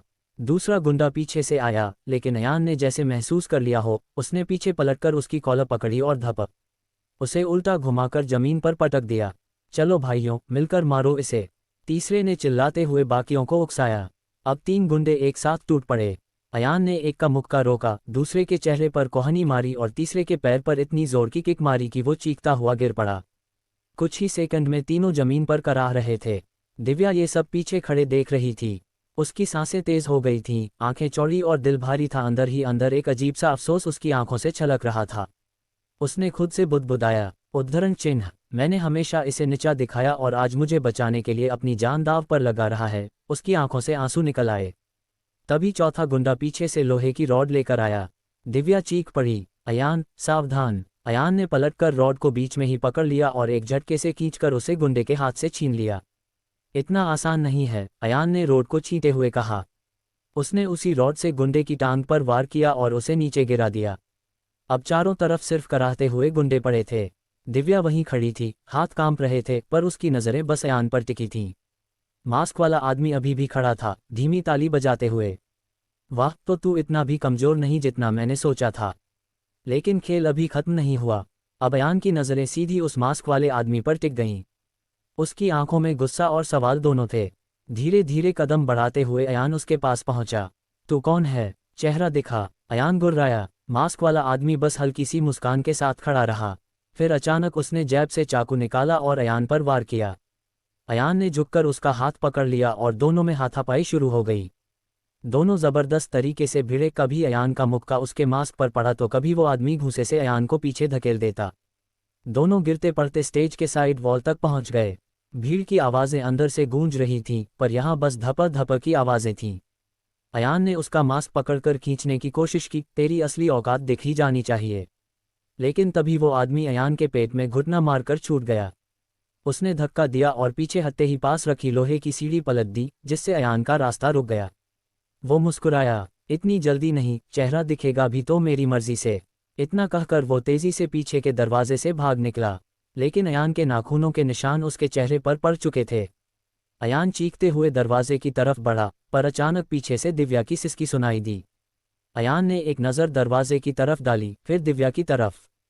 उसका दिल दौड़ना चाहता था उस रहस्यमयी आदमी के पीछे, पर उसकी जिम्मेदारी का बोझ उसे रोक रहा था। वो खुद से बुदबुदाया, नहीं, मैं इसे अकेला नहीं छोड़ सकता। अयान ने गहरी सांस ली, भागने की चाह को दबाया और दिव्या के पास आकर बोला, आप ठीक है? दिव्या कुछ कहती इससे पहले अचानक पीछे से सायरन की आवाज़ आई। अयान ने पुलिस को पहले ही कॉल कर दिया था। पुलिस टीम हाथों में डंडे लिए वहां पहुंची और धड़ाधड़ पड़े गुंडों को पकड़कर खड़ा करने लगी। एक इंस्पेक्टर ने नज़र दौड़ाई और कहा, मैडम, आपको हमारे साथ थाने चलना होगा, रिपोर्ट लिखानी ज़रूरी है। दिव्या ने गहरी सांस ली। उसकी नज़रें पल भर को अंदर स्टेज की तरफ गईं जहां आरव की आवाज़ गूंज रही थी और हज़ारों लोग तालियां बजा रहे थे। उसने सोचा, अगर मैं अभी चली गई तो पूरा कॉन्सर्ट सवालों में घिर जाएगा और धड़क की साख पर दाग लग जाएगा। वो धीरे से पुलिस इंस्पेक्टर की तरफ मुड़ी और संयमित आवाज़ में बोली, मैं रिपोर्ट ज़रूर लिखवाऊंगी, लेकिन अभी नहीं। मैं धड़क ग्रुप की सीईओ हूं और कॉन्सर्ट चल रहा है। मेरे अचानक चले जाने से हज़ारों सवाल खड़े होंगे। आप लोग चाहें तो मेरे सिक्योरिटी स्टाफ को डिटेल दे दीजिए, मैं कल सुबह खुद थाने आ जाऊंगी। इंस्पेक्टर ने थोड़ी झिझक के बाद हामी भरी और अपने जवानों को इशारा कर दिया। गुंडों को हथकड़ी लगाकर बाहर ले जाया गया। अब माहौल कुछ शांत हुआ। दिव्या ने गहरी सांस ली और धीरे धीरे अयान की तरफ मुड़ी। उसकी आंखों में अब डर कम और कृतज्ञता ज्यादा थी। उसने थोड़ी देर अयान को देखा, फिर धीमे स्वर में बोली, थैंक यू अयान, अगर तुम नहीं होते तो शायद आज मैं। उसकी आवाज़ भारी हो गई। दिव्या ने सिर झुका लिया। उसके चेहरे पर पहली बार असली विनम्रता थी, अहंकार कहीं खो चुका था। अयान मुस्कुरा कर कुछ कहने हो वाला था कि एक आवाज़ ने दोनों का ध्यान अपनी ओर खींच लिया। दोनों पलटे तो देखा सामने से त्रिशा आ रही थी। अरे अयान, तुम यहाँ क्या कर रहे हो? आरव की परफॉर्मेंस चल रही है, सब झूम रहे हैं, चलो कॉन्सर्ट का मजा लेते हैं। त्रिशा हाथ हिलाते हुए मुस्कुराकर बुला रही थी। तभी त्रिशा की नज़र अचानक दिव्या पर गई और उसने गौर किया कि दिव्या का चेहरा हल्का फीका है। भौहें सिकुड़कर उसने फौरन पूछा, मैम, आप ठीक तो हैं ना? दिव्या ने अपनी सांस काबू में करते हुए तुरंत सिर हिलाया, होठों पर हल्की सी झूठी मुस्कान लाकर बोली, हाँ, मैं बिल्कुल ठीक हूँ, बस थोड़ी थकान है। उसने जानबूझकर अभी अभी हुई घटना का जिक्र नहीं किया। उसी पल उसने अयान की तरफ देखा और अपनी नज़रों से साफ साफ इशारा किया, कुछ मत कहना। दिव्या नहीं चाहती थी कि उसकी कमजोरी किसी के सामने आए। अयान ने उसकी आंखों का मूक संदेश समझ लिया और चुपचाप सिर झुका लिया। दिव्या ने सामान्य लहजे में, जैसे सब सामान्य हो, कहा, हाँ अयान, तुम जाओ, त्रिशा का साथ दो और कॉन्सर्ट एंजॉय करो। त्रिशा ने बिना शक किए मुस्कुराकर अयान का हाथ पकड़कर खींचते हुए कहा, चलो फिर, यहाँ क्या छुपे बैठे हो? अयान जाते जाते एक आखिरी बार दिव्या की तरफ पलटा। उसकी आंखों में चिंता साफ थी, लेकिन उसने खुद को सामान्य दिखाने की कोशिश की। दिव्या ने हल्के से सिर हिलाकर उसे आश्वस्त किया। कुछ ही पल में त्रिशा उसे ले गई और दिव्या वहीं खड़ी रह गई। आरव माइक्रोफोन थामे स्टेज पर खड़ा था, स्पॉटलाइट्स उसके चेहरे पर चमक रही थीं। म्यूजिक की बीट गूंज रही थी और जैसे ही उसकी आवाज़ ने सुर पकड़ा, पूरा एनएससीआई डोम तालियों और चीखों से गूंज उठा। भीड़ हाथ हवा में लहराती, मोबाइल फ्लैश ऑन करके झूम रही थी। हर कोई सिर्फ उस पर मोहित था। भीड़ की बीच में खड़ा अयान भी सबके साथ वही गाना सुन रहा था। चेहरे पर एक संयत मुस्कान थी, लेकिन दिल के अंदर तूफान। हर शब्द, हर सुर उसे याद दिला रहा था, ये गीत उसकी मेहनत थी, उसकी आत्मा से निकला हुआ सुर था, पर उसका नाम कहीं नहीं था। उसकी आंखें एक पल के लिए भी स्टेज से हट नहीं रही थीं। अंदर एक चुभन थी, मगर उसने अपने चेहरे पर कोई शिकन नहीं आने दी। सिर्फ अपने हाथों को जेब में डाल लिया, ताकि किसी को उसकी बेचैनी न दिखे। पास खड़े लोग तालियां बजा बजा कर आरव की तारीफ कर रहे थे। कोई ये अंदाज़ा भी नहीं लगा सकता था कि उनके ठीक बीच में खड़ा अयान ही इस गाने का असल निर्माता है। अयान के मन में बस एक ही ख्याल घूम रहा था, ये सब मेरे सुर हैं, मेरी रूह है, लेकिन भीड़ में खड़ा मैं आज सबसे गुमनाम हूँ। फिर भी उसने अपने होठों को दबाकर खुद को संभाला। दिल में गुस्से और दुख की लहरें उमड़ रही थीं, मगर उसके चेहरे पर बस वही साइलेंट, मासूम सा एक्सप्रेशन बना रहा, मानो खुद से कह रहा हो, शांत रह अयान, वक्त सब देख रहा है। अयान खड़ा होकर सब देख ही रहा था कि भीड़ के बीच अचानक उसकी नज़र किसी पर टिक गई। वो और कोई नहीं बल्कि मायरा थी, सफ़ेद कलर की एक एलिगेंट मॉडर्न ड्रेस में, भीड़ के बीच अलग ही चमक रही थी। उसकी ड्रेस की शाइन, उसके खुले बाल और चेहरे की मासूम मुस्कान, मानो भीड़ में चांद उतर आया हो। उसे देखकर अयान की सांस एक पल को थम गई। उसकी आंखें बड़ी हो गईं, लेकिन अगले ही सेकंड उसने चेहरे पर सख्ती ला दी। भौहें चढ़ाकर फौरन मुंह दूसरी तरफ मोड़ लिया और होठों में बुदबुदाया, ये यहाँ कैसे आ गई? अयान ने बाहर निकलने के लिए भीड़ को चीरना शुरू कर दिया। मायरा मुस्कुराते हुए चारों तरफ देख रही थी, उसे अंदाज़ा भी नहीं था कि अयान ने उसे देख लिया है। अयान धक्का खाते खाते भीड़ से बाहर जाने की कोशिश कर रहा था, बस मायरा से नज़रें मिलाने से बचने के लिए। एक बार बच गया पर बार बार नहीं बच पाऊंगा। क्या होने वाला था अब? क्या मायरा अयान को देख लेगी? अगर ऐसा हुआ तो आज अयान कौन सा बहाना बनाएगा? वो मास्क वाला आदमी कौन था और उसका क्या मकसद था? एपिसोड 175 पार्वती जी का गुस्सा। अयान की नज़र जब कॉन्सर्ट की भीड़ में खड़ी मायरा पर पड़ी तो उसने फौरन मुंह घुमा लिया और वहां से निकलने के लिए रास्ता ढूंढने लगा। भीड़ पूरी तरह आरव की परफॉर्मेंस में डूबी थी। चारों तरफ लोग उछल रहे थे, हाथ हवा में लहरा रहे थे, रोशनी और म्यूजिक का संगम पूरे हॉल को हिला रहा था। वहीं अयान झुका झुका, चेहरा सख्त किए भीड़ में से निकल रहा था। उसकी नज़र सिर्फ मैन गेट पर थी, किसी तरह इस भीड़ और इस अनचाही मौजूदगी मायरा से दूर भाग निकलने की। वो मायरा की ओर से बचकर गुजरने ही वाला था कि अचानक एक जोरदार बीट पर भीड़ उछली और धक्का लग गया। भीड़ की लहर ने मायरा को झटका दिया और वो पीछे की ओर लड़खड़ाई। उसकी हाई हील्स जमीन से फिसली और वो गिरने ही वाली थी। उसी पल एक मजबूत हाथ ने उसे थाम लिया। अयान का हाथ उसके बाजू पर कसकर था, उसकी पकड़ मजबूत, जैसे उसे गिरने से बचाने के लिए ही वहां आया हो। इसे देखकर मायरा की आंखें चौड़ी हो गईं। उसने ऊपर देखा तो सामने वही चेहरा था जिसे देखने की उम्मीद उसने बिल्कुल नहीं की थी। मायरा के बाल हवा में लहराते हुए चेहरे पर आए। अयान का हाथ उसकी कमर को थामे हुए था। उनकी आंखें पहली बार इस कॉन्सर्ट की हलचल में सीधी टकराईं। चारों तरफ शोर था, लेकिन उस एक पल के लिए सब कुछ सन्नाटा सा लग रहा था। वो बड़ी बड़ी आंखों से अयान को देखती रह गई और सीधा बोली, तुम यहाँ? अयान ने धीरे धीरे उसे संभाल कर सीधा किया, नजरें चुराते हुए दांत भींचकर बोला, इतना हैरान क्यों हो रही हो? मेरी तरफ देखकर बोलो, नजरें क्यों चुरा रहे हो? मायरा ने उसे कह मुंह अपनी तरफ करते हुए कहा, अब बताओ तुम यहाँ कैसे? मायरा ने अपना सवाल दोहराया। अयान ने फिर यहाँ वहाँ देखना शुरू कर दिया, जैसे कोई बहाना सोच रहा हो।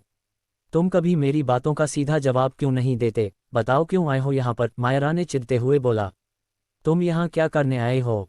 अयान ने सीधा मायरा को आंखों में आंखें डालते हुए कहा। मायरा थोड़ी चौंक गई, फिर नॉर्मल टोन में बोली, कॉन्सर्ट देखने आई हूँ। और ये सभी लोग यहाँ क्यों आए हैं? अयान ने मायरा को भीड़ दिखाते हुए कहा। कॉन्सर्ट देखने? मायरा ने कंफ्यूज्ड होते हुए कहा। उसे समझ नहीं आ रहा था कि अयान ये सवाल क्यों कर रहा है। अब अयान ने उसे अपनी तरफ करते हुए सख्त आवाज में पूछा, तो मैं यहाँ क्या करने आऊँगा? अयान की आंखें सुधी मायरा की आंखों में थी, जैसे जवाब वहीं से आने वाला हो, और आया भी। मायरा ने सिचुएशन को समझते हुए हल्की आवाज में नज़र नीचे करते हुए बोला, कॉन्सर्ट देखने? बस इतना सुनते ही अयान ने मायरा को एकदम से छोड़ा और बोला, तुम्हारे सवाल ही इतने टेढ़े होते हैं कि मैं चाह कर भी सीधा जवाब नहीं दे पाता। मायरा को अब खुद पर शर्म आ रही थी। वो इतना भी नहीं समझ पाई कि अयान का ड्रीम ही सिंगिंग था। अगर वो ऐसी जगह पर आता है तो जाहिर सी बात थी कॉन्सर्ट ही देखने आया होगा। यही सब सोचकर उसका चेहरा शर्म से लाल हो रहा था। अयान ने उसे नोटिस किया और गला साफ करते हुए बोला, तुम्हें आना था तो तुम मुझे बता देती, हम साथ ही आ जाते। इसकी बात सुनकर मायरा ने पलके उठाए और आवाज को नरम करते हुए बोली, वो फ्रेंड के साथ प्लेन था इसलिए। बस इतना कहकर मायरा ने नजरें चुरा ली, लेकिन अयान को यही लग रहा था कि इसका दोस्त वही आदमी है जिसे अयान ने उसके साथ देखा था।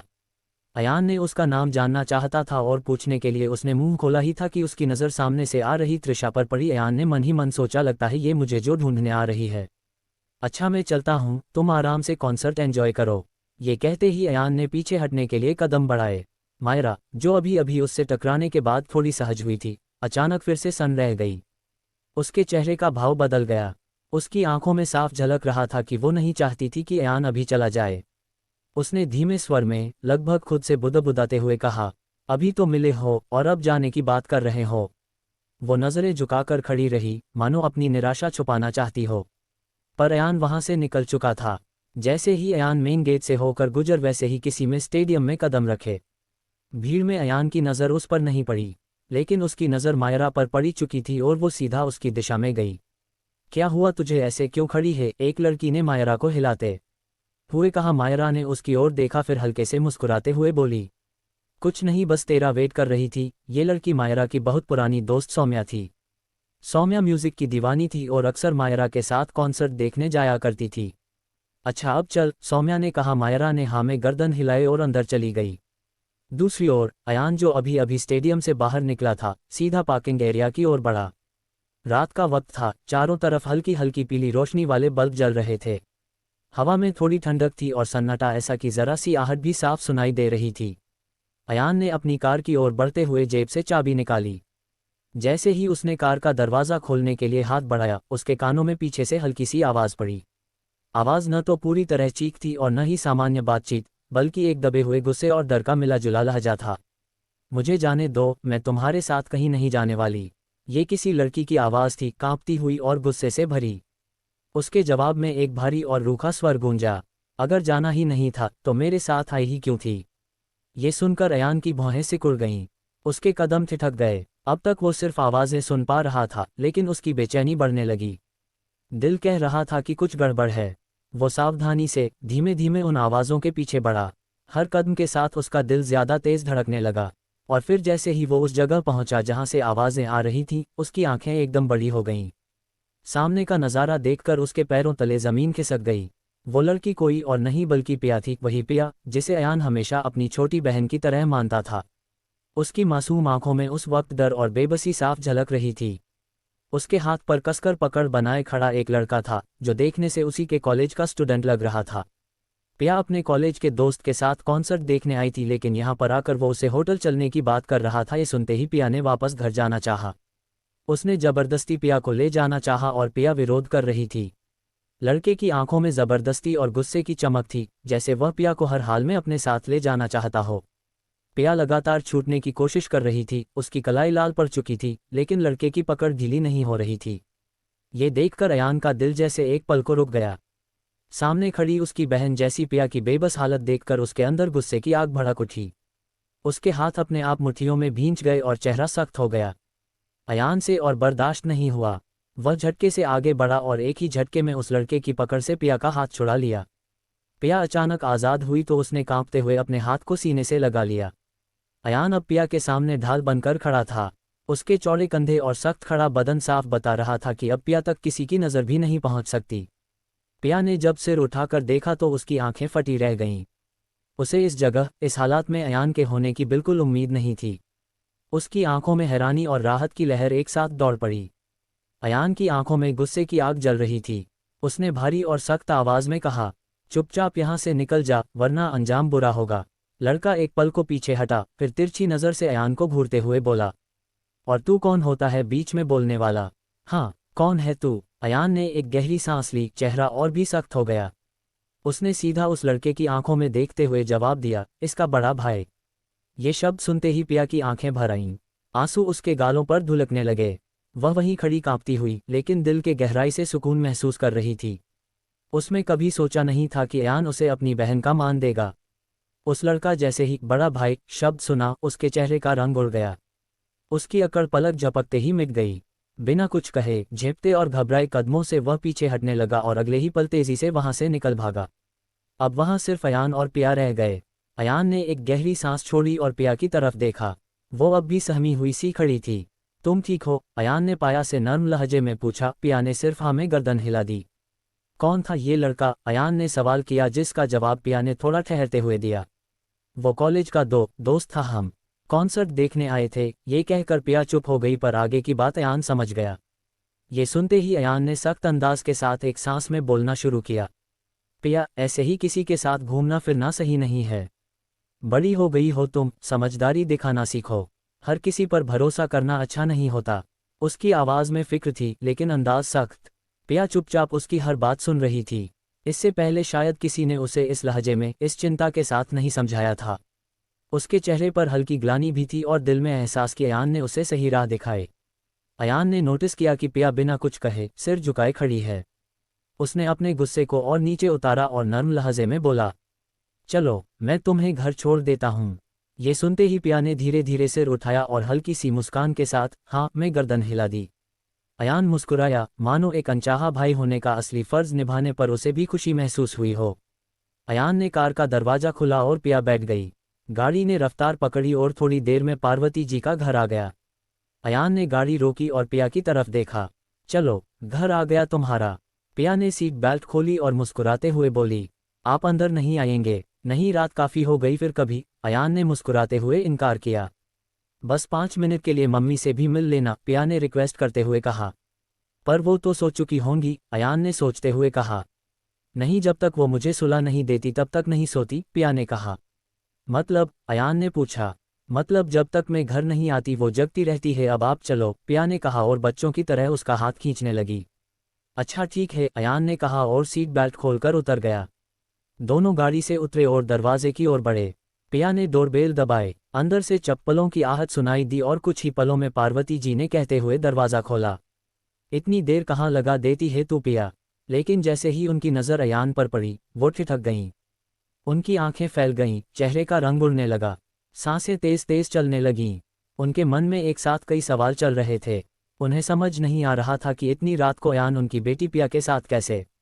और अयान यानी सत्येंद्र सिंह अरोड़ा, दुश्मनों का बेटा, उनकी दहलीज पर खड़ा था। यही सब सोचकर वो बस अयान को घूरे जा रही थी। नफरत और डर की लकीरें चेहरे पर साफ झलक रही थीं। उनकी आंखें बस अयान पर टिकी हुई थीं। अयान, जो अब तक हालात को समझ नहीं पा रहा था, हल्की उलझन में खड़ा रह गया। उसने नम्रता से कहा, हेलो, लेकिन पार्वती जी के होंठों से कोई जवाब नहीं निकला। वो बस उसे घूरती रहीं, जैसे मन में किसी पुराने घाव से लड़ रही हों। ना उन्होंने अयान को अंदर आने को कहा, ना ही कोई अभिवादन किया। पिया ने माँ के चेहरे को देखा और घबरा गई। माँ, अयान भाई मुझे घर छोड़ने आए हैं। उसने सफाई देने की कोशिश की, मगर माहौल पहले ही अजीब और भारी हो चुका था। अयान और पिया दोनों को लगा जैसे हवा में कोई अनकही तलखी तैर रही हो। गेट पर खड़े खड़े दोनों को बहुत अजीब महसूस हुआ। अयान को समझ नहीं आ रहा था कि उसकी मौजूदगी ने पार्वती जी को इतना बेचैन क्यों कर दिया। किसने कहा था इसे तुम्हें घर छोड़ने के लिए? पार्वती जी ने एक कड़क अंदाज में बोला। क्या अयान पार्वती जी के गुस्से को समझ पाएगा? क्या आज पार्वती जी अयान को सब सच बताएगी? क्या आज अयान को सच का पता चल जाएगा कि वही उसकी माँ है? क्या मायरा को लेकर अयान की गलतफहमी इसी तरह बरकरार रहेगी? इसका अंत क्या होगा? Episode 176 golden opportunity. अयान पिया को छोड़ने उसके घर आया था, लेकिन पार्वती जी इसे देखकर हैरान और परेशान हो गई। उन्होंने पिया का हाथ कसकर पकड़ लिया और झटके से अपनी ओर खींच लिया। अंदर चलो, पिया। उनकी आवाज़ सख्त और तेज थी। पिया ने कुछ कहने की कोशिश की, लेकिन पार्वती जी ने उसे रोक दिया। एक शब्द भी नहीं। फिर उनकी नज़रें अयान पर पड़ीं। चेहरे पर सख्ती, आंखों में नफरत और मन में जैसे कई बरसों का बोझ उमड़ आया हो। कोई जरूर नहीं है तुम्हें मेरी बेटी को ड्रॉप करने की। इतना कहकर उन्होंने बिना अयान को कोई और सफाई का मौका दिए गेट जोर से बंद कर दिया। दरवाज़ा बंद होते ही अयान कुछ पल वहीं खड़ा रह गया। ठंडी हवा का झोंका उसके चेहरे से टकराया, लेकिन उसके अंदर की बेचैनी और भी बढ़ा गया। उसके जहन में सवालों की बौछार थी। क्या गलती कर दी मैंने? पार्वती जी ने मुझसे ऐसा बर्ताव क्यों किया? कभी उन्होंने ऐसे शब्द, ऐसे तेवर नहीं दिखाए, फिर आज क्यों? क्या मेरी मौजूदगी ही उन्हें नागवार गुजरी? अयान की आंखें गेट के बंद दरवाजे पर जमी थीं। उसके मन में कई सवाल उठ रहे थे, पर जवाब देने वाला कोई नहीं था। पार्वती जी गेट बंद करके अंदर जा चुकी थी। उसकी सांसें भारी हो रही थीं। उसने कदम अपने आप गाड़ी की ओर बढ़ गए, मगर दिल अब भी उसी दरवाजे पर अटका हुआ था। अंदर पिया के कई बार पूछने पर भी पार्वती जी ने उसकी बातों का कोई जवाब नहीं दिया, बस उसे इग्नोर करती रही। पिया भी थककर अपने कमरे में चली गई और पार्वती जी वही बाहर डाइनिंग टेबल पर बैठकर अपने जख्मों को याद करने लगी। अगले दिन धड़क स्टूडियो का नज़ारा ही कुछ और था। स्टाफ के चेहरों पर खुशी और उत्साह साफ झलक रहा था। कॉन्सर्ट की कामयाबी ने सबका हौसला बढ़ा दिया था। हर कोई एक दूसरे को बधाई दे रहा था और सोशल मीडिया पर कॉन्सर्ट की तस्वीरें और वीडियोस ट्रेंड कर रही थीं। हर ओर उसी की चर्चा थी। धड़क स्टूडियो का अब तक का सबसे बेस्ट शो। आरव ने कमाल कर दिया। कॉरिडोर में आते जाते लोगों की बातों में वही कॉन्सर्ट गूंज रहा था। रिसेप्शन पर कॉल्स लगातार आ रही थीं। मैनेजमेंट टीम ने प्रोजेक्ट्स की मेल्स और ऑफर से घिरी हुई थी। माहौल इतना खुशगवार था मानो स्टूडियो की दीवारें भी इस कामयाबी पर झूम रही हों। लेकिन इसका सारा श्रेय आरव को जा रहा था। दूसरी ओर दिव्या अपने केबिन में बैठी लैपटॉप पर सोशल मीडिया के रिस्पॉन्स देख रही थी। उसकी आंखों में संतोष की चमक थी, होंठों पर हल्की सी मुस्कान। अचानक दरवाजे पर दस्तक हुई। मे आई कम इन, मैम? महेश अंदर आया और उत्साह से बोला, मैम, एक बड़ी खुशखबरी है। मिस्टर जयपाल, वही जयपाल साहब, फिल्म इंडस्ट्री के सबसे मशहूर और बड़े प्रोड्यूसर हमारी कंपनी में आए हैं और वो आपसे मिलना चाहते हैं। दिव्या ने ये नाम सुनते ही कुर्सी से हल्का झटका खाया। उसकी आंखें चमक उठीं, मानो कोई सुनहरा मौका उसके दरवाजे तक आ पहुंचा हो। उसने तुरंत मुस्कुराते हुए कहा, उन्हें पूरी इज्जत से अंदर ले आओ। महेश ने सिर हिलाया और तेज कदमों से बाहर निकल गया। दिव्या ने एक गहरी सांस ली। आज की ये मुलाकात शायद धड़क स्टूडियो के लिए नए दरवाजे खोलने वाली थी। कुछ ही पलों बाद केबिन का दरवाज़ा धीरे से खुला। सफ़ेद शर्ट और हल्के ग्रे सूट में सजे धजे, हल्की उम्रदराज चाल के साथ मिस्टर जयपाल अंदर आए। उनके चेहरे पर अनुभव की गहरी लकीरें थीं, लेकिन आंखों में एक अलग ही चमक और रुतबा था, जैसे पूरी इंडस्ट्री का वजन उनकी मौजूदगी में समाया हो। दिव्या ने उन्हें देखते ही फौरन अपनी कुर्सी से उठकर आदरपूर्वक खड़ी हो गई। उसके चेहरे पर मुस्कान थी, उस मुस्कान में एक सच्चा सम्मान और विनम्रता झलक रही थी। ये वही दिव्या थी जो कल तक अहंकार और गुस्से में रहा करती थी, लेकिन आज उसके हाव भाव बिल्कुल अलग थे, और ये बदलाव अयान की वजह से था। दिव्या ने जयपाल को बैठने के लिए कहा, और वो दिव्या के सामने बैठ गए। कल रात का आपका कॉन्सर्ट मैंने खुद देखा। कहना पड़ेगा, कमाल के सिंगर है आपके स्टूडियो में, इसलिए मुझे उनसे मिलने के लिए खुद यहाँ आना पड़ा। जयपाल ने कुर्सी पर बैठते हुए कहा, ये हमारे लिए बहुत सम्मान की बात है सर, कि आप खुद यहाँ आए। दिव्या ने विनम्रता से कहा, मिस दिव्या, अगर आप बुरा न माने तो एक रिक्वेस्ट है, क्या आप मेरी आरव से मुलाकात करवा सकती हैं? मैं मानता हूँ, मैं उसका बहुत बड़ा फ़ैन हो गया हूँ। वो लड़का कमाल का है। दिव्या ने एक पल सोचा, फिर हल्की मुस्कान के साथ सिर हिलाते हुए कहा, ठीक है, अभी बुलाती हूँ। उसने फ़ोन उठाकर आरव को कॉल किया और कहा, आरव, मेरे केबिन में आओ। कुछ ही देर में दरवाज़ा खुला। आरव हल्की थकान लेकिन चेहरे पर जीत की चमक लिए अंदर आया। उसके आते ही जयपाल खड़े हो गए और उसके कंधे पर हाथ रखते हुए बोले, शाबाश, क्या परफॉर्मेंस थी तुम्हारी। सच कहूँ तो तुमने दिल जीत लिया। कांग्रेचुलेशंस। मुझे पूरा यकीन है तुम्हारे लिए ये तो बस शुरुआत है, तुम बहुत आगे जाओगे। आरव के चेहरे पर खुशी और गर्व की झलक आ गई। वो समझ चुका था कि जयपाल जैसा बड़ा आदमी यहाँ क्यों आया है। वो यही सोच रहा था कि आज तो लॉटरी लग गई। हम चाहते हैं कि तुम हमारी आने वाली फिल्म के लिए गाने तैयार करो। तुम्हारी आवाज़ और तुम्हारा अंदाज बिल्कुल नए जमाने की पहचान है। हमें तुम्हारी ज़रूरत है। ये सुनते ही आरव का चेहरा खुशी से दमक उठा। उसकी धड़कन तेज हो गई, जैसे उसे उसके सपनों की मंजिल का रास्ता मिल गया हो। लेकिन वहीं पास खड़ी दिव्या का चेहरा उतर गया। उसकी आंखों में हल्की चिंता और मन में कसक थी। उसे याद आ गया कि इस परफॉर्मेंस के पीछे असली मेहनत और असली सुर तो अयान के थे, और अब पूरी चमक आरव के हिस्से जा रही थी। दिव्या ने हल्की मुस्कान के साथ अपनी भावना छुपाने की कोशिश की, मगर उसके चेहरे पर एक अनकहा बोझ साफ झलक रहा था। उसे जरा भी अंदाजा नहीं था कि जयपाल यहाँ इस मकसद से आए थे। जयपाल के शब्दों से आरव के चेहरे पर तो खुशी की लहर दौड़ गई। उसने तुरंत सिर झुकाते हुए कहा, थैंक यू सर, ये मेरे लिए किसी सपने से कम नहीं। मैं ज़रूर आपकी फिल्म के लिए गाने तैयार करूंगा। जयपाल मुस्कुराए और हाथ बढ़ाया। आरव भी खुशी से उनका हाथ थामने ही वाला था कि तभी दिव्या अचानक बीच में बोल पड़ी। उसकी आवाज़ में दृढ़ता और चेहरे पर तनाव साफ झलक रहा था। रुको आरव, ये सही नहीं है। दोनों ने हैरानी से उसकी तरफ देखा। जयपाल भौहें चढ़ाकर बोले, क्या मतलब मिस दिव्या? दिव्या ने गहरी सांस ली और सीधे उनकी आंखों में देखते हुए कहा, ये परफॉर्मेंस, ये गाना, ये पूरे सुर और अल्फाज, सब किसी और की मेहनत है। आरव ने इसे गाया है, लेकिन असली मेहनत की है हमराज ने। उसने ही ये गाना लिखा था, उसी ने इसके सुर बनाए थे। आज जो आपने स्टेज पर सुना, वो हमराज की धड़कन से निकला हुआ सुर था। ये सुनते ही कमरे में सन्नाटा छा गया। आरव का चेहरा एक पल में सफ़ेद पड़ गया। उसकी आंखों में शर्म और गुस्से का मिला जुला भाव था। जयपाल का चेहरा गंभीर हो गया। उन्होंने आरव की तरफ देखा, फिर दिव्या की तरफ। क्या ये सच है? आरव हकला गया, उसके शब्द गले में अटक गए। वो कुछ बोलने ही वाला था कि दिव्या ने फिर कहा, मैं धड़क की सीईओ हूँ और झूठ में साथ नहीं दे सकती। आज शायद पूरी दुनिया को ये नहीं पता कि अयान कौन है, लेकिन मुझे सच्चाई छुपाने का बोझ नहीं चाहिए। इस गाने का हर सुर, हमराज जिसका असली नाम अयान सिंह अरोड़ा है, उसकी पहचान है। वो हमराज ही है जिसकी वजह से हमारे धड़क स्टूडियो ने इतनी तरक्की की है। उद्धरण चिन्ह। आरव के हाथ अब भी हवा में ठहरे हुए थे, मानो जयपाल से हाथ मिलाना चाहते हों, लेकिन अब उनका हाथ बेबस होकर नीचे गिर गया। जयपाल के चेहरे पर सोच और गंभीरता थी। उन्होंने धीरे से कहा, तो फिर मुझे हमराज से मिलना है, और ये कहते हुए उनकी नज़र गहरी होती चली गई। जयपाल की बात सुनते ही दिव्या ने राहत की एक लंबी सांस ली, मानो उसके दिल से कोई बोझ उतर गया हो।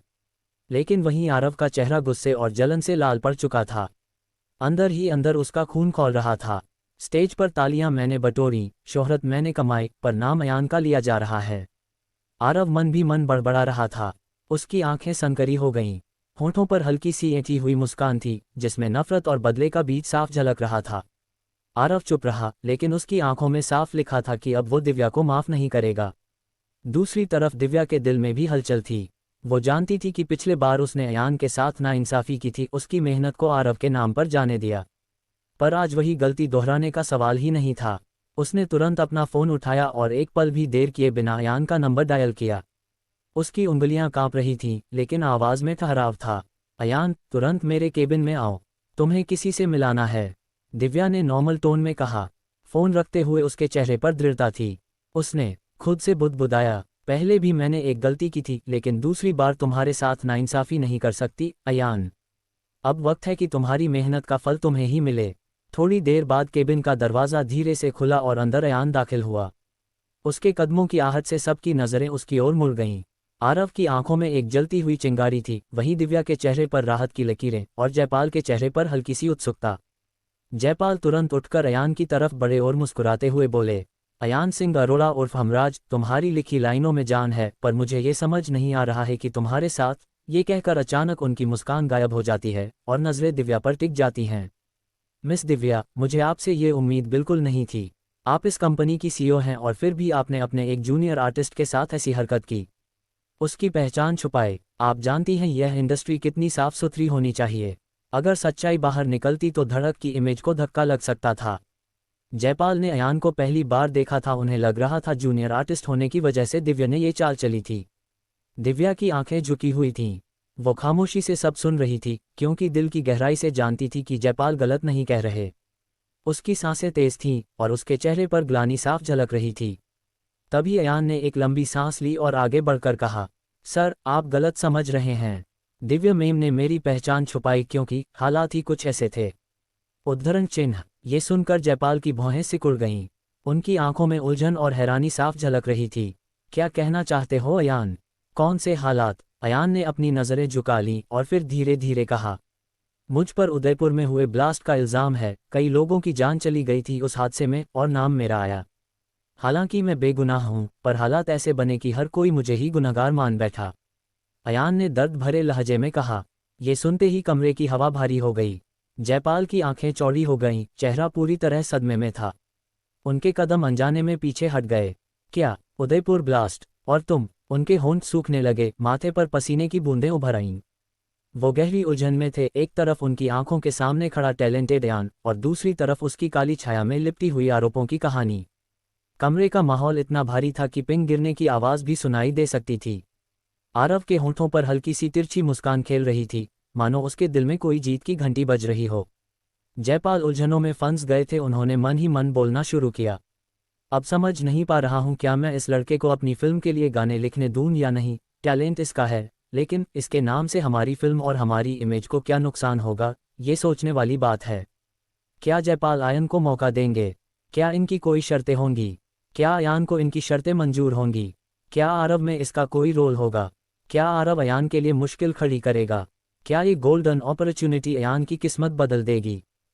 एपिसोड 177 बेरहम दुश्मन।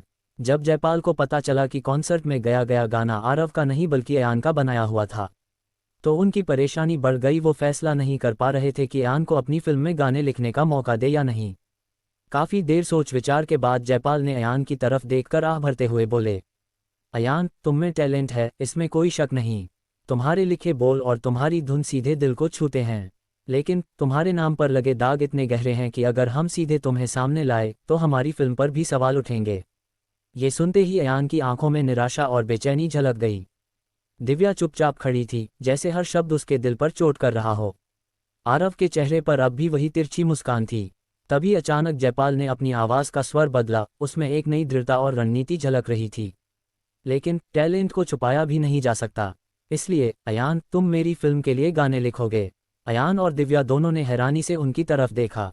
जयपाल आगे बोलते हुए, गाने तुम्हारे होंगे, धुन तुम्हारी होगी, लेकिन ये जनता तक पहुंचेंगे सिर्फ एक नाम से, हमराज। तुम्हारा चेहरा किसी को नहीं दिखाया जाएगा। जब तक लोग तुम्हारे शब्दों और संगीत से तुम्हें दिलों में जगह न दे तब तक अयान सिर्फ हमराज रहेगा। अयान की आंखों में भावनाओं का तूफान उमड़ पड़ा, एक तरफ खुशी की आखिरकार उसे मौका मिल रहा है, दूसरी तरफ दर्द की अपनी पहचान छुपानी होगी। दिव्या सोच रही थी कम से कम इस बार अयान का हक तो मिल रहा है, भले ही उसके नाम से नहीं। आरव के चेहरे का रंग एक पल को उड़ गया, वो समझ चुका था कि असली बाजी तो अब भी अयान ही ले गया है। वो गुस्से से निकल गया। अब जयपाल के चेहरे पर कोई उलझन नहीं थी, बल्कि एक भरोसेमंद मुस्कान थी। Welcome to the team Ayaan, या कहून हमराज, जयपाल ने उसका हाथ मजबूती से मिलाते हुए कहा। उनकी हथेली की पकड़ से अयान को यह एहसास हो रहा था कि यह सिर्फ एक साधारण हैंडशेक नहीं, बल्कि उसके हुनर पर रखा गया गहरा भरोसा था। तुम्हारे साथ काम करने की उम्मीद मुझे अब और भी ज़्यादा है। तुम्हारा टैलेंट हमारी फिल्म को एक अलग मुकाम तक ले जाएगा। मैं चाहता हूं कि तुम पूरी तसल्ली के साथ गाने तैयार करो। कॉन्ट्रैक्ट की औपचारिकता ज़्यादा देर तक रुकेगी नहीं, हमारी टीम तुम्हें जल्द ही पेपर्स भेज देगी। जयपाल ने मुस्कुराते हुए आगे कहा। अब तुम्हें बस एक ही काम करना है, अपने सुरों से जादू बुनना। बाकी सब मैं देख लूंगा। ये कहकर वो केबिन से चले गए। दिव्या ने मुस्कुराते हुए अयान को कांग्रेचुलेशन कहा और हल्के से थैंक्स कहकर वहां से निकल गया। शाम हो चुकी थी। अयान ने मायरा को उसके ऑफिस से पिक किया और राठौड़ मैनेशन की ओर बढ़ गया। अयान की कार शहर की रोशनी से दूर एक शांत और सुनसान सड़क पर बढ़ती चली जा रही थी। गाड़ी के अंदर एक अजीब सी खामोशी पसरी हुई थी। अयान ने एक नज़र मायरा की तरफ डाली, वो खिड़की के बाहर देख रही थी, मानो अपने ख्यालों में कहीं गुम हो। तभी अयान ने हल्की सी मुस्कान के साथ कहा, तुम इतना अपसेट क्यों हो, किसी से झगड़ा हुआ हो क्या?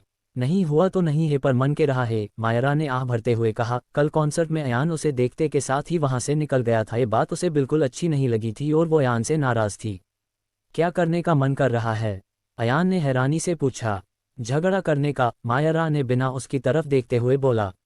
झगड़े में क्या रखा है, मेरी बात सुनो, तुम कल कॉन्सर्ट में किसके साथ गई थी? अयान में नॉर्मल टोन में कहा। अयान अब भी इस आदमी का नाम जानना चाहता था। कल बताया तो था, अपनी दोस्त के साथ, मायरा ने थोड़ा चिढ़ते हुए कहा।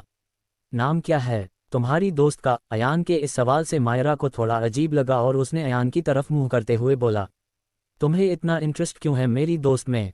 अरे मुझे तुम में ही इंटरेस्ट नहीं है तो तुम्हारी दोस्त में क्या होगा? अयान ने जल्दबाजी में ये बात बोल तो दी थी, पर इससे मायरा का चेहरा सफ़ेद पड़ गया था और उसने आगे कुछ नहीं कहा। मायरा को नोटिस करते हुए अयान ने खुद से कहा, ये क्या बोल दिया तूने? अब मनाओ वरना आज ये सीधा तुझे कमरे से नहीं घर से निकालेगी।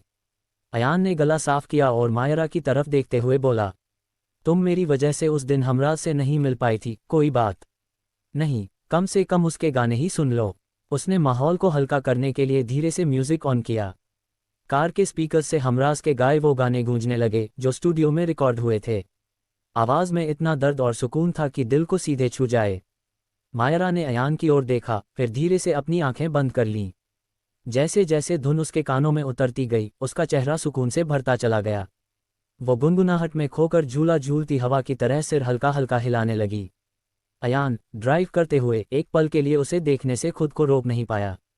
उसकी बंद आंखें, होठों पर सुकून भरी मुस्कान और गीत की लय में खोया हुआ चेहरा, जैसे वो भी उस धुन का हिस्सा बन गई हो। सफ़र अपनी रफ्तार से चलता रहा। सड़क पर गाड़ियों की चहल पहल कम थी और आसमान पर चांदनी बिखरी हुई थी। लेकिन अचानक अयान का ध्यान कुछ और तरफ गया। सामने सड़क पर एक काली कार अजीब से अंदाज में खड़ी थी, जैसे जानबूझकर रास्ता रोका गया हो। अयान की आंखें सिकुड़ गईं। उसने तुरंत ब्रेक दबाए। कार अचानक रुकने से मायरा हल्की सी चौंक गई और बोली, क्या हुआ अयान? गाड़ी क्यों रोकी? अयान ने बिना कुछ कहे आगे ध्यान से देखा। उसकी नज़रें पैनी हो चुकी थीं, चेहरे पर तनाव साफ झलक रहा था। माहौल की शांति एकदम से रहस्यमयी और डरावनी बन गई। म्यूजिक अब भी लाउड आवाज़ में बज रहा था, लेकिन दोनों के कान अब बाहर की खामोशी को सुनने लगे थे। सामने कोई और नहीं बल्कि देव सिंह अरोड़ा कार के ऊपर फुल स्टाइल में टांगे लटकाए बैठा था। उसके चेहरे पर वही खतरनाक, अहंकारी मुस्कान थी, जैसे वो इस पल का इंतजार कर रहा हो। उसकी आंखों में ठंडी धारदार चमक थी। देव अकेला नहीं था, उसके चारों ओर शेरा और उसके आदमी खड़े थे। सबके हाथों में रॉड, डंडे और हथियार थे। उनके खड़े होने का अंदाज साफ बता रहा था कि वो आज अयान को यहाँ से जिंदा नहीं जाने देंगे। देव ने आराम से अपनी जेब से सिगरेट निकाली, सुलगाई और एक लंबा कश लेकर धुएं को आसमान की तरफ उड़ाया। फिर अयान की तरफ इशारा करते हुए उसे बाहर आने के लिए कहा, जो अब भी कार में बैठा था। ये देखकर मायरा का चेहरा डर से सफ़ेद पड़ गया। उसका दिल तेजी से धड़कने लगा, क्योंकि उसे याद आ गया था कि देव को उसने कोर्ट तक घसीटा था और आज वो बदला लेने के लिए यहाँ खड़ा था। उसने अयान की तरफ देखा, जिसका चेहरा एकदम शांत और ठंडा था। वो बिना पलक झपकाए देव और उसके आदमियों को देख रहा था। अयान ने गाड़ी का दरवाज़ा जैसे ही खोलना चाहा वैसे ही मायरा ने झट से उसका हाथ पकड़ लिया। उसकी उंगलियां कांप रही थीं, आंखों में डर और बेबसी का सैलाब उमड़ रहा था। नहीं अयान, मत जाओ, उसकी आंखें कह रही थीं, लेकिन होठों से आवाज़ ही नहीं निकल पा रही थी। अयान ने उसकी पकड़ को धीरे से अलग करते हुए उसकी तरफ देखा। उसकी आंखों में ठंडी लेकिन मजबूत चमक थी। उसने धीमी और भरोसेमंद आवाज़ में कहा, चाबी लगी है, कार स्टार्ट करना और निकल जाना। मेरी फिक्र मत करना, मैं संभाल लूंगा। अयान की बात सुनकर मायरा के आंसू पलकों से बाहर आ गए। वो नहीं चाहती थी कि अयान कार से बाहर निकले। मैं तुम्हें नहीं जाने दूंगी, मायरा ने मजबूती से अयान का हाथ पकड़ते हुए बोला। अगर तुम्हें लगता है जिद करके हर बार तुम जीत जाओगी तो ये तुम्हारी गलती है, अयान ने धीमी आवाज में बोला ताकि इनके झगड़े का शोर देव के कानों तक ना जाए। मैं हर बार जोर करती हूँ, मायरा ने भारी आवाज में कहा। तुम्हें इसमें भी डाउट है, अयान ने कहा। ये लड़ाई का वक्त नहीं है अयान, मैं बस चाहती हूँ कि तुम ना जाओ, मायरा ने खुद का गुस्सा कंट्रोल करते हुए कहा। वो लोग अकेले नहीं है, मैं कहती हूँ गाड़ी स्टार्ट करो, मायरा ने एक सख्त आवाज में कहा। नहीं कर सकता, पिस्तौल है उनके पास, अयान ने एक सांस में बोला जिस पर मायरा ने आह भरकर शांत हो गई। अब उसके पास और कोई रास्ता नहीं था। अयान ने एक आखिरी नज़र उसकी तरफ डाली और दरवाज़ा बंद कर दिया। अब वो देव के सामने खड़ा था। देव ने जैसे ही अयान को सामने पाया, होंठों पर शातिर मुस्कान खेल गई। उसने सिगरेट का एक लंबा कश लिया और जानबूझकर धुआं अयान के चेहरे पर छोड़ा। धुएं की सफ़ेद परत अयान के चेहरे को ढंक गई, मगर उसकी निगाहें तनिक भी नहीं झुकीं। उसकी आंखों में गुस्से की आग और हिम्मत की ठंडी धार थी। मायरा कार की सीट पर बैठी ये सब देख रही थी। उसकी आंखें बड़ी हो गई थीं, दिल तेजी से धड़क रहा था। वो बार बार चाह रही थी कि दरवाज़ा खोलकर बाहर आए, लेकिन कार बाहर से लॉक थी। उसे भी बुला ले, देव ने कार में बैठी मायरा की तरफ इशारा करते हुए कहा, जिस पर अयान देव के बिल्कुल सामने आ गया ताकि उसकी नज़र भी मायरा पर ना पड़े, और उसकी आंखों में आंखें डालते हुए बोला, तेरे लिए मैं अकेला हो काफ़ी हूँ। अयान ने एक नज़र सबको देखा, फिर देव से सीधा बोला, ये तमाशा किस खुशी में लगाया है, हट का रस्ते से, वरना अंजाम अच्छा नहीं होगा। तेरी बीवी ने जो तमाशा कोर्ट में लगाया था उसका हिसाब सड़क पर चुकाना पड़ेगा। देव ने ठंडी आवाज़ में कहा, मैं कब से इंतजार कर रहा था कि तुम लोग कब यहाँ से गुजरोगे, और तू कब अपने कुत्तों के साथ भौंके, अयान ने देव को बीच में हो रोकते हुए कहा, जिस पर देव को गुस्सा आ गया। उसने अयान के कंधे पर हाथ रखते हुए बोला, एक बार नज़र चारों ओर दौड़ा कर देख ले। अयान ने एक बेफिक्राना नज़र सब पर दौड़ाए और कैजुअल अंदाज में बोला, ज़्यादा से ज़्यादा 10 से 15 लोग हो तुम। अयान ने इतने सरल अंदाज में कहा जैसे उसे इन लोगों के होने का फ़र्क ही नहीं पड़ता। सुन, मेरा वक्त बहुत कीमती है, ज़ाया मत कर, अयान ने देव के करीब जाते हुए कहा। ठीक है, नहीं करता तेरा वक्त बर्बाद, लेकिन जिस काम के लिए आया हूँ वो तो करके जाऊंगा, देव ने कहा और एक खतरनाक मुस्कान के साथ कार की ओर देखा। अयान समझ गया था ये क्या चाहता है। उसने एक हल्की सी नज़र कार की ओर देखा जहां मायरा अब भी बैठी बस उन्हें ही देख रही थी। अयान यही सोच रहा था कि ये जा क्यों नहीं रही है। उसने पहले ही तय कर लिया था कि जैसे ही मायरा कार स्टार्ट करके निकलेगी वो झाड़ियों से कूद जाएगा और खुद की जान भी बचा लेगा, लेकिन मायरा को भेजे बिना वो खुद यहाँ से नहीं जा सकता था। अयान बस उसके मूवमेंट का इंतजार कर रहा था। लेकिन तभी देव ने अपने आदमियों से कहा, मेरे बच्चों शुरू हो जाओ। ये कहते हुए देव ने अयान को सीने पर उंगली रखते हुए कहा, आज तुझे पता चलेगा कि तेरा दुश्मन कितना बेरहम है। देव क्या करने वाला था? अयान कैसे रोकेगा देव को? क्या मायरा कुछ कर पाएगी? देव का असली मकसद क्या था इन लोगों को रोकने का? क्या देव अपने इरादों में कामयाब हो पाएगा? Episode 178 Meera in danger. Dev और अयान आमने सामने खड़े थे। चारों ओर शेर और उसके गुंडों ने घेरा बना रखा था। हवा में बारूद और तनाव दोनों तैर रहे थे। देव ने धीरे से सिगरेट का आखिरी कश लिया और जमीन पर गिराकर जूते से बुझा दिया। उसकी आंखों में वही शैतानी चमक थी। वो हंसा और अपने आदमियों की तरफ हाथ का हल्का सा इशारा किया। शुरू हो जाओ मेरे बच्चों। आवाज़ जैसे ही गूंजी, उसके आदमी एक एक कर अपने हथियारा फेंक दिए और हंसने लगे। अयान ने ये नज़ारा देखा तो उसकी सांसें गहरी हो गईं। दिल की धड़कनें एक पल को तेज़ हुईं। इसे समझ नहीं आ रहा था ये करना क्या चाहता है। कार के अंदर बैठी मायरा ने जब देखा कि गुंडों ने हथियार फेंक दिए हैं तो वो कंफ्यूज हो गई और बुदबुदाई, ये चाहता क्या है? आज मैं बहुत खुश हूँ, मेरा लड़ने भिड़ने का मूड नहीं है, देव ने धप से अपनी कार पर बैठते हुए कहा। अयान के चेहरे के रंग बदल गए थे। मैं बस यही देखना चाहता था तेरे चेहरे पर, देव ने अयान के चेहरे की तरफ इशारा करते हुए कहा और गहरी आवाज में बोला। डर? देव का डर हर किसी की आंखों में होता है। मैं तुझसे नहीं डरता, अयान ने ऊंची और ठहरी आवाज में बोला। डरेगा, एक दिन जरूर डरेगा, और उस दिन मेरे पैरों में गिर के माफ़ी मांगेगा, वो होगी तेरी सजा, देव ने कहा और एक झटके से कार से उतरता हुआ आयना के करीब आते हुए बोला। और जिसे तू अपनी बीवी बनाकर घूम रहा है वो मेरी है, मेरे ग्रुप की है, ज़्यादा दिन तेरे पास टिक नहीं पाएगी, और आखिरकार नौकरों को मालिक के पास आना ही पड़ता है, समझा? अगर तेरा ड्रामा खत्म हो गया हो तो मैं जाऊं, मुझे बहुत नींद आ रही है, अयान ने उबासी लेते हुए कहा, जैसे उसे देव की बातों का जरा भी फर्क नहीं पड़ा हो।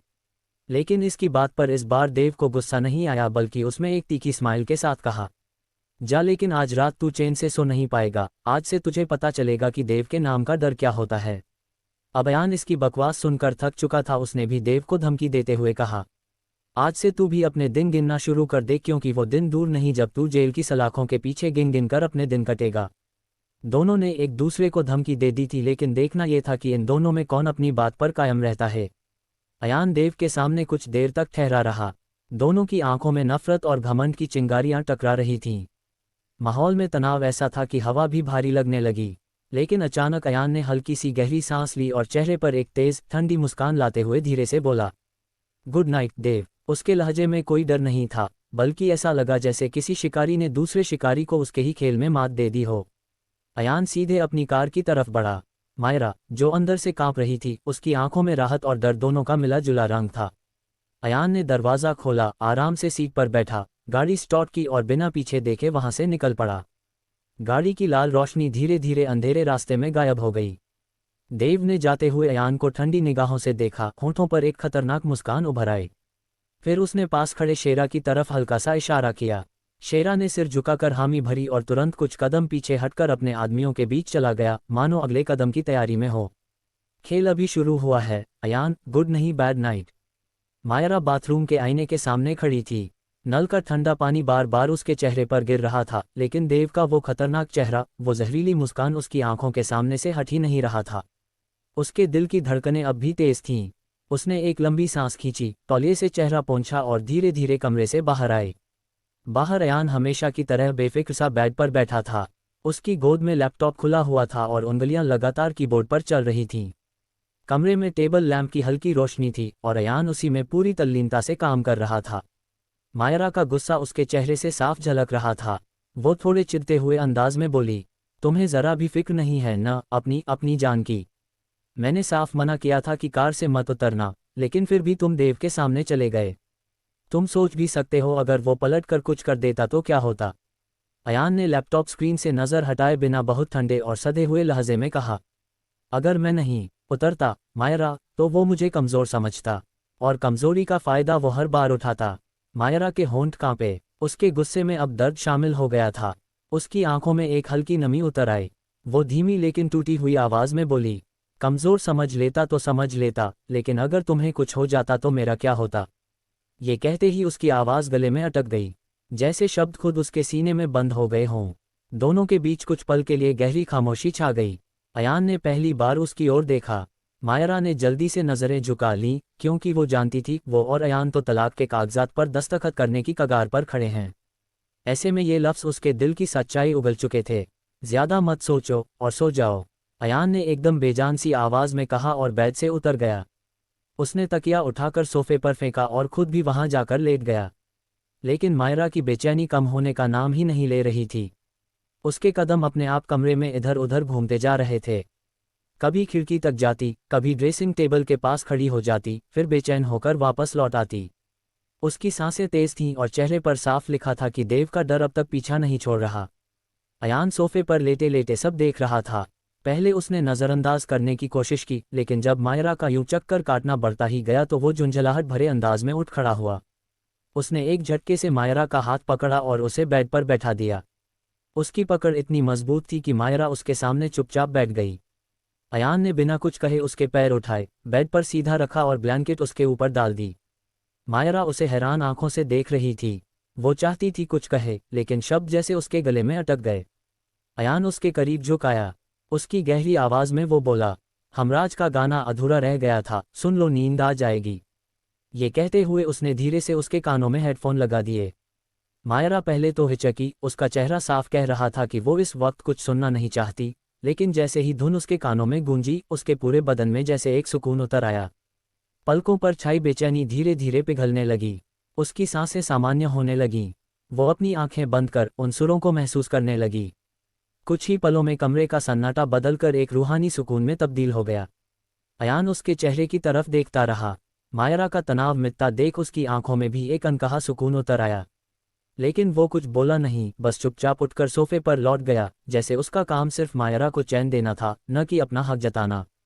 अयान ने हल्की मुस्कान के साथ उसके पास झुककर कहा, गुड नाइट। वो पलटकर सोफे की ओर बढ़ ही रहा था कि तभी अचानक फ़ोन की रिंग गूंज उठी।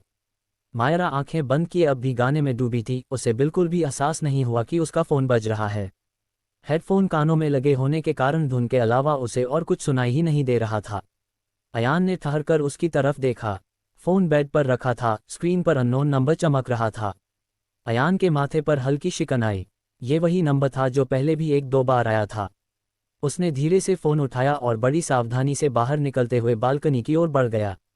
दरवाज़ा उसने पीछे से हल्के से बंद कर दिया ताकि आवाज़ मायरा तक न जाए।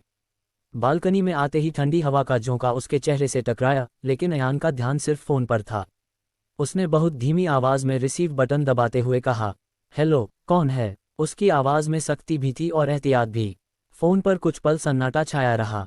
अयान ने रिसीवर कान पर लगाए खड़ा रहा, लेकिन दूसरी तरफ से कोई आवाज़ नहीं आई। बस हल्की सी सांसों की सरसराहट सुनाई दे रही थी। अयान की आंखें सिकुड़ गईं। उसके होंठों पर हल्की मगर बेहद खतरनाक मुस्कान उभर आई। फिर वो बहुत शांत लेकिन दमदार लहजे में बोला, सुन, तू जो भी है, तेरी ये खामोशी मुझे डरा नहीं सकती। मैं अभी तुझे अपना एड्रेस भेज रहा हूँ, आ जा। लेकिन ध्यान रहे, मेरे घरवाले सो रहे हैं, उनकी नींद में खलल नहीं पड़ना चाहिए। उसके अंदाज में ऐसा एटीट्यूड और आत्मविश्वास था जैसे वो किसी पुराने दुश्मन को न्योता दे रहा हो। कुछ सेकंड बाद ही फ़ोन के उस पार से भारी और रूखी सी आवाज़ आई, ठीक है, मैं आ रहा हूँ। इतना कहकर कॉल कट गया। अयान ने धीरे से फ़ोन नीचे किया और बालकनी की रेलिंग पर हाथ रख दिया। रात की ठंडी हवा उसके चेहरे से टकरा रही थी, लेकिन उसकी आंखों में अजीब सी आग जल रही थी।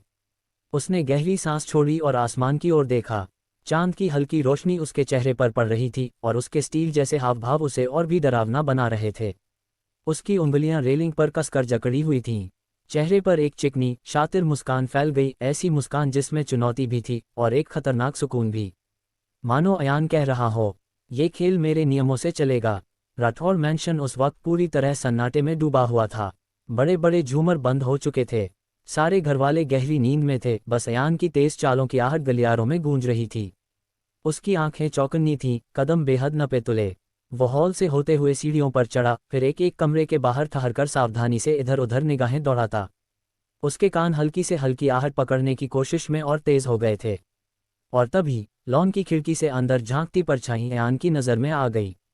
हल्की सी हरकत ने उसकी धड़कनें और तेज कर दी, मगर चेहरे पर शिकन तक न आई। वो समझ गया, वो लोग घर में घुस चुके हैं।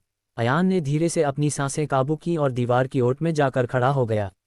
जैसे ही वो नकाबपोश आदमी खिड़की से अंदर घुसा, अयान ने उसके पीछे दबे पांव जाकर गर्दन पर वार किया।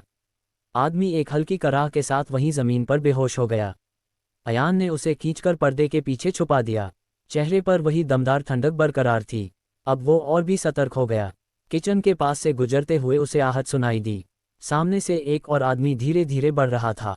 अयान ने तुरंत झुककर मेज से पड़ी हुई ट्रे उठाई और तेजी से पीछे से उसके सिर पर दे मारी। ठाक की आवाज़ आई, मगर घर में किसी को जगाने लायक नहीं। वो आदमी भी वहीं ढेर हो गया। अयान ने उसके चेहरे पर मास्क हटाकर तसल्ली से देखा और फिर धीरे से बुदबुदाया। शेर के घर में घुसने का अंजाम यही होता है। अब वो आगे बढ़ता गया। हर कोने, हर दरवाजे को चेक करता। जहां जहां कोई दिखता, एक झटके में दबोचकर चुपचाप बेहोश कर देता। उसके वार इतने तेज और सही जगह पर थे कि किसी के पास चिल्लाने तक का वक्त नहीं मिला। सारे मैंशन में हल्की हवा और अयान की नियंत्रित सांसों की आवाज़ गूंज रही थी। मानो पूरा घर उसकी चौकसी के साए में सांस ले रहा हो। धीरे धीरे जब तक अयान पूरे हॉल, लॉन और कॉरिडोर से गुजरा, लगभग सारे घुसपैठिए बेहोश होकर एक एक कोने में पड़े थे। अयान की आंखें अब भी सतर्क थीं। उसका शरीर पसीने से हल्का भीग गया था, लेकिन उसके चेहरे पर वही चिकनी मुस्कान लौट आई थी। वो रेलिंग पकड़कर खड़ा हुआ और मन ही मन बोला, अभी तक सिर्फ प्यादे आए हैं, असली खिलाड़ी आने वाला है।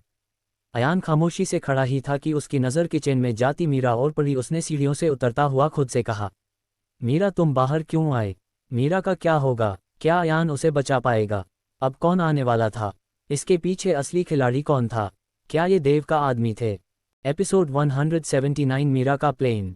राठौर मैंशन की रात की खामोशी अचानक टूट गई। मीरा हल्के कदमों से किचन की ओर बढ़ रही थी, शायद पानी लेने के लिए। लेकिन जैसे ही उसने दरवाज़ा खोला, अंदर से एक काला साया उभरा।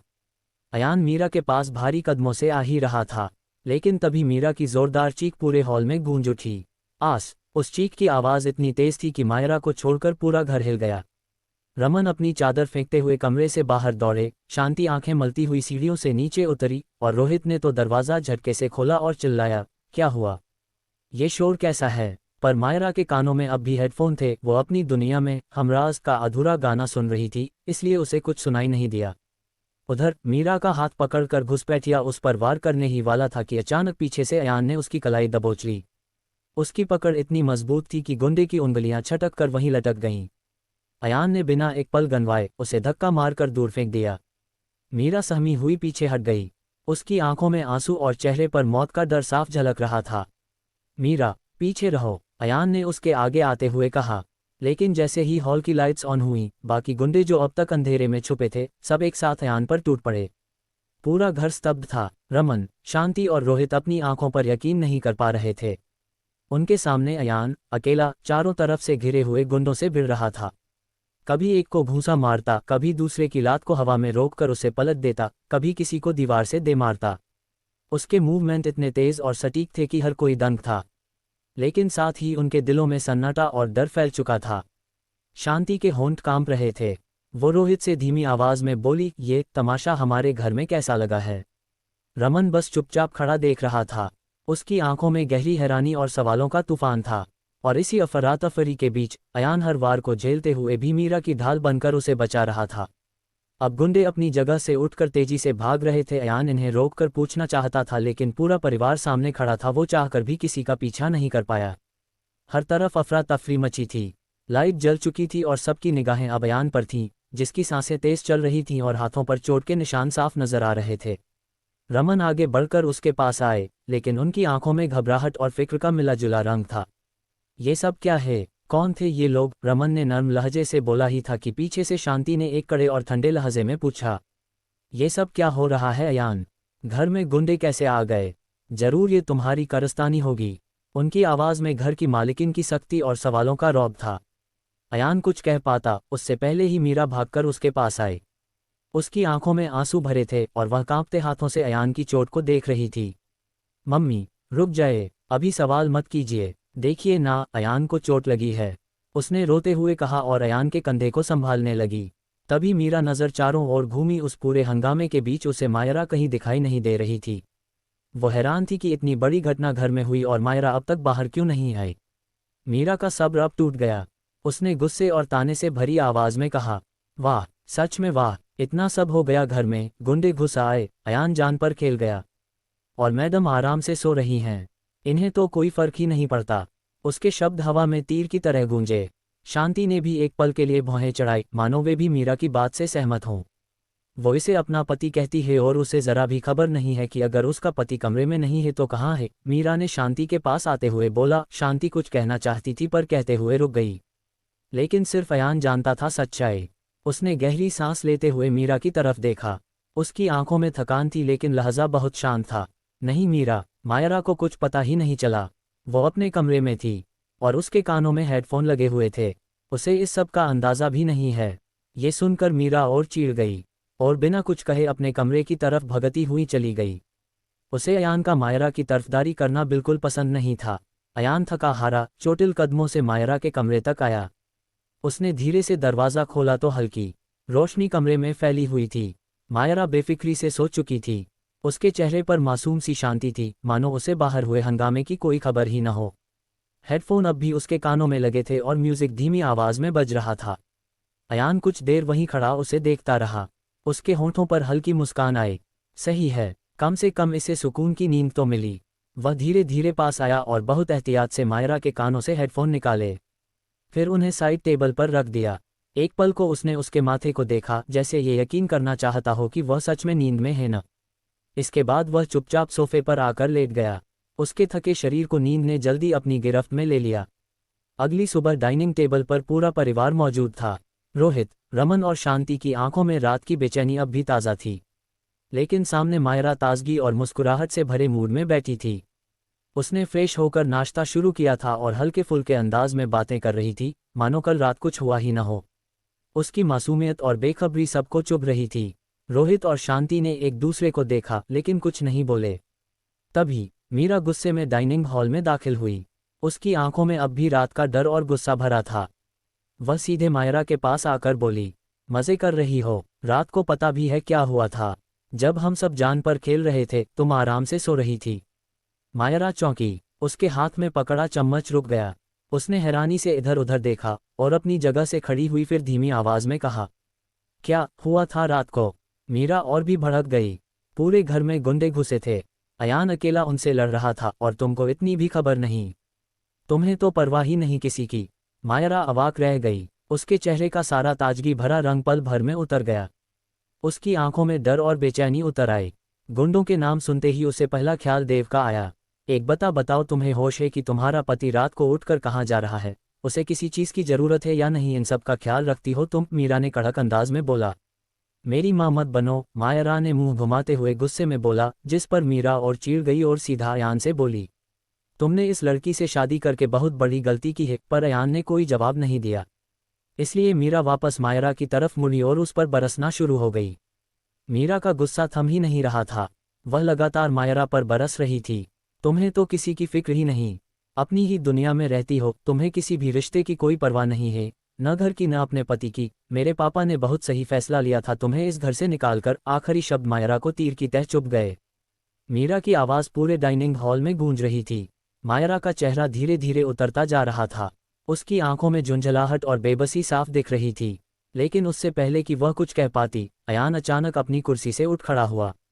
उसकी मजबूत आवाज़ गूंजी, बस मीरा, और नहीं, तुम्हें कोई हक नहीं है कि तुम मायरा की पर्सनल लाइफ में इंटरफेयर करो। पूरा हॉल एक पल को शांत हो गया। मीरा की आंखों में हैरानी तैर गई, लेकिन अयान ने अपनी बात कहकर उसकी ओर दोबारा देखा भी नहीं।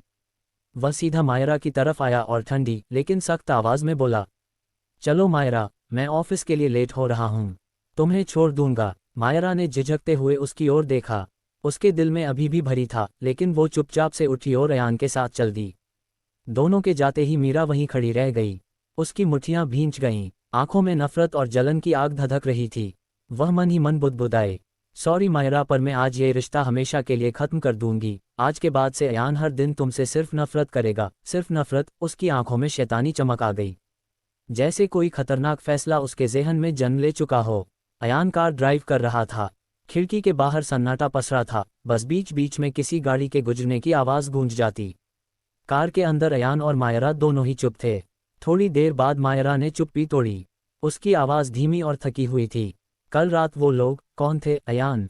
अयान ने कुछ पल उसकी ओर देखा, फिर स्टीयरिंग पर ध्यान लगाते हुए धीमे लहजे में बोला, मुझे नहीं पता। मायरा ने होंठ भींच लिए। उसकी आंखों में शक और डर साफ झलक रहा था। उसने हिम्मत कर फिर कहा, क्या पता वो देव के लोग हों। ये सुनकर अयान ने हल्के से गर्दन झुका दी।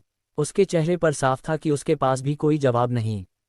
उसे सच में अंदाज़ा नहीं था कि वो लोग कौन थे। हाँ, उसे ये पता था कि ये उसके बुलावे पर आए थे, लेकिन ये मायरा को बताना उसने जरूरी नहीं समझा। कार में फिर खामोशी छा गई। कुछ देर तक अयान खुद को रोकता रहा, लेकिन उसके दिल में एक सवाल बार बार चुभ रहा था। उसने कई बार सोचा कि न पूछे, लेकिन आखिरकार उसने गहरी सांस ली और कहा, मायरा, एक बात पूछूं? मायरा ने चौंक कर उसकी तरफ देखा। अयान की नज़रें सड़क पर थीं, लेकिन आवाज़ बेहद गंभीर और भारी। देव तुम्हें हमेशा डीडी ग्रुप का मेंबर क्यों कहता है?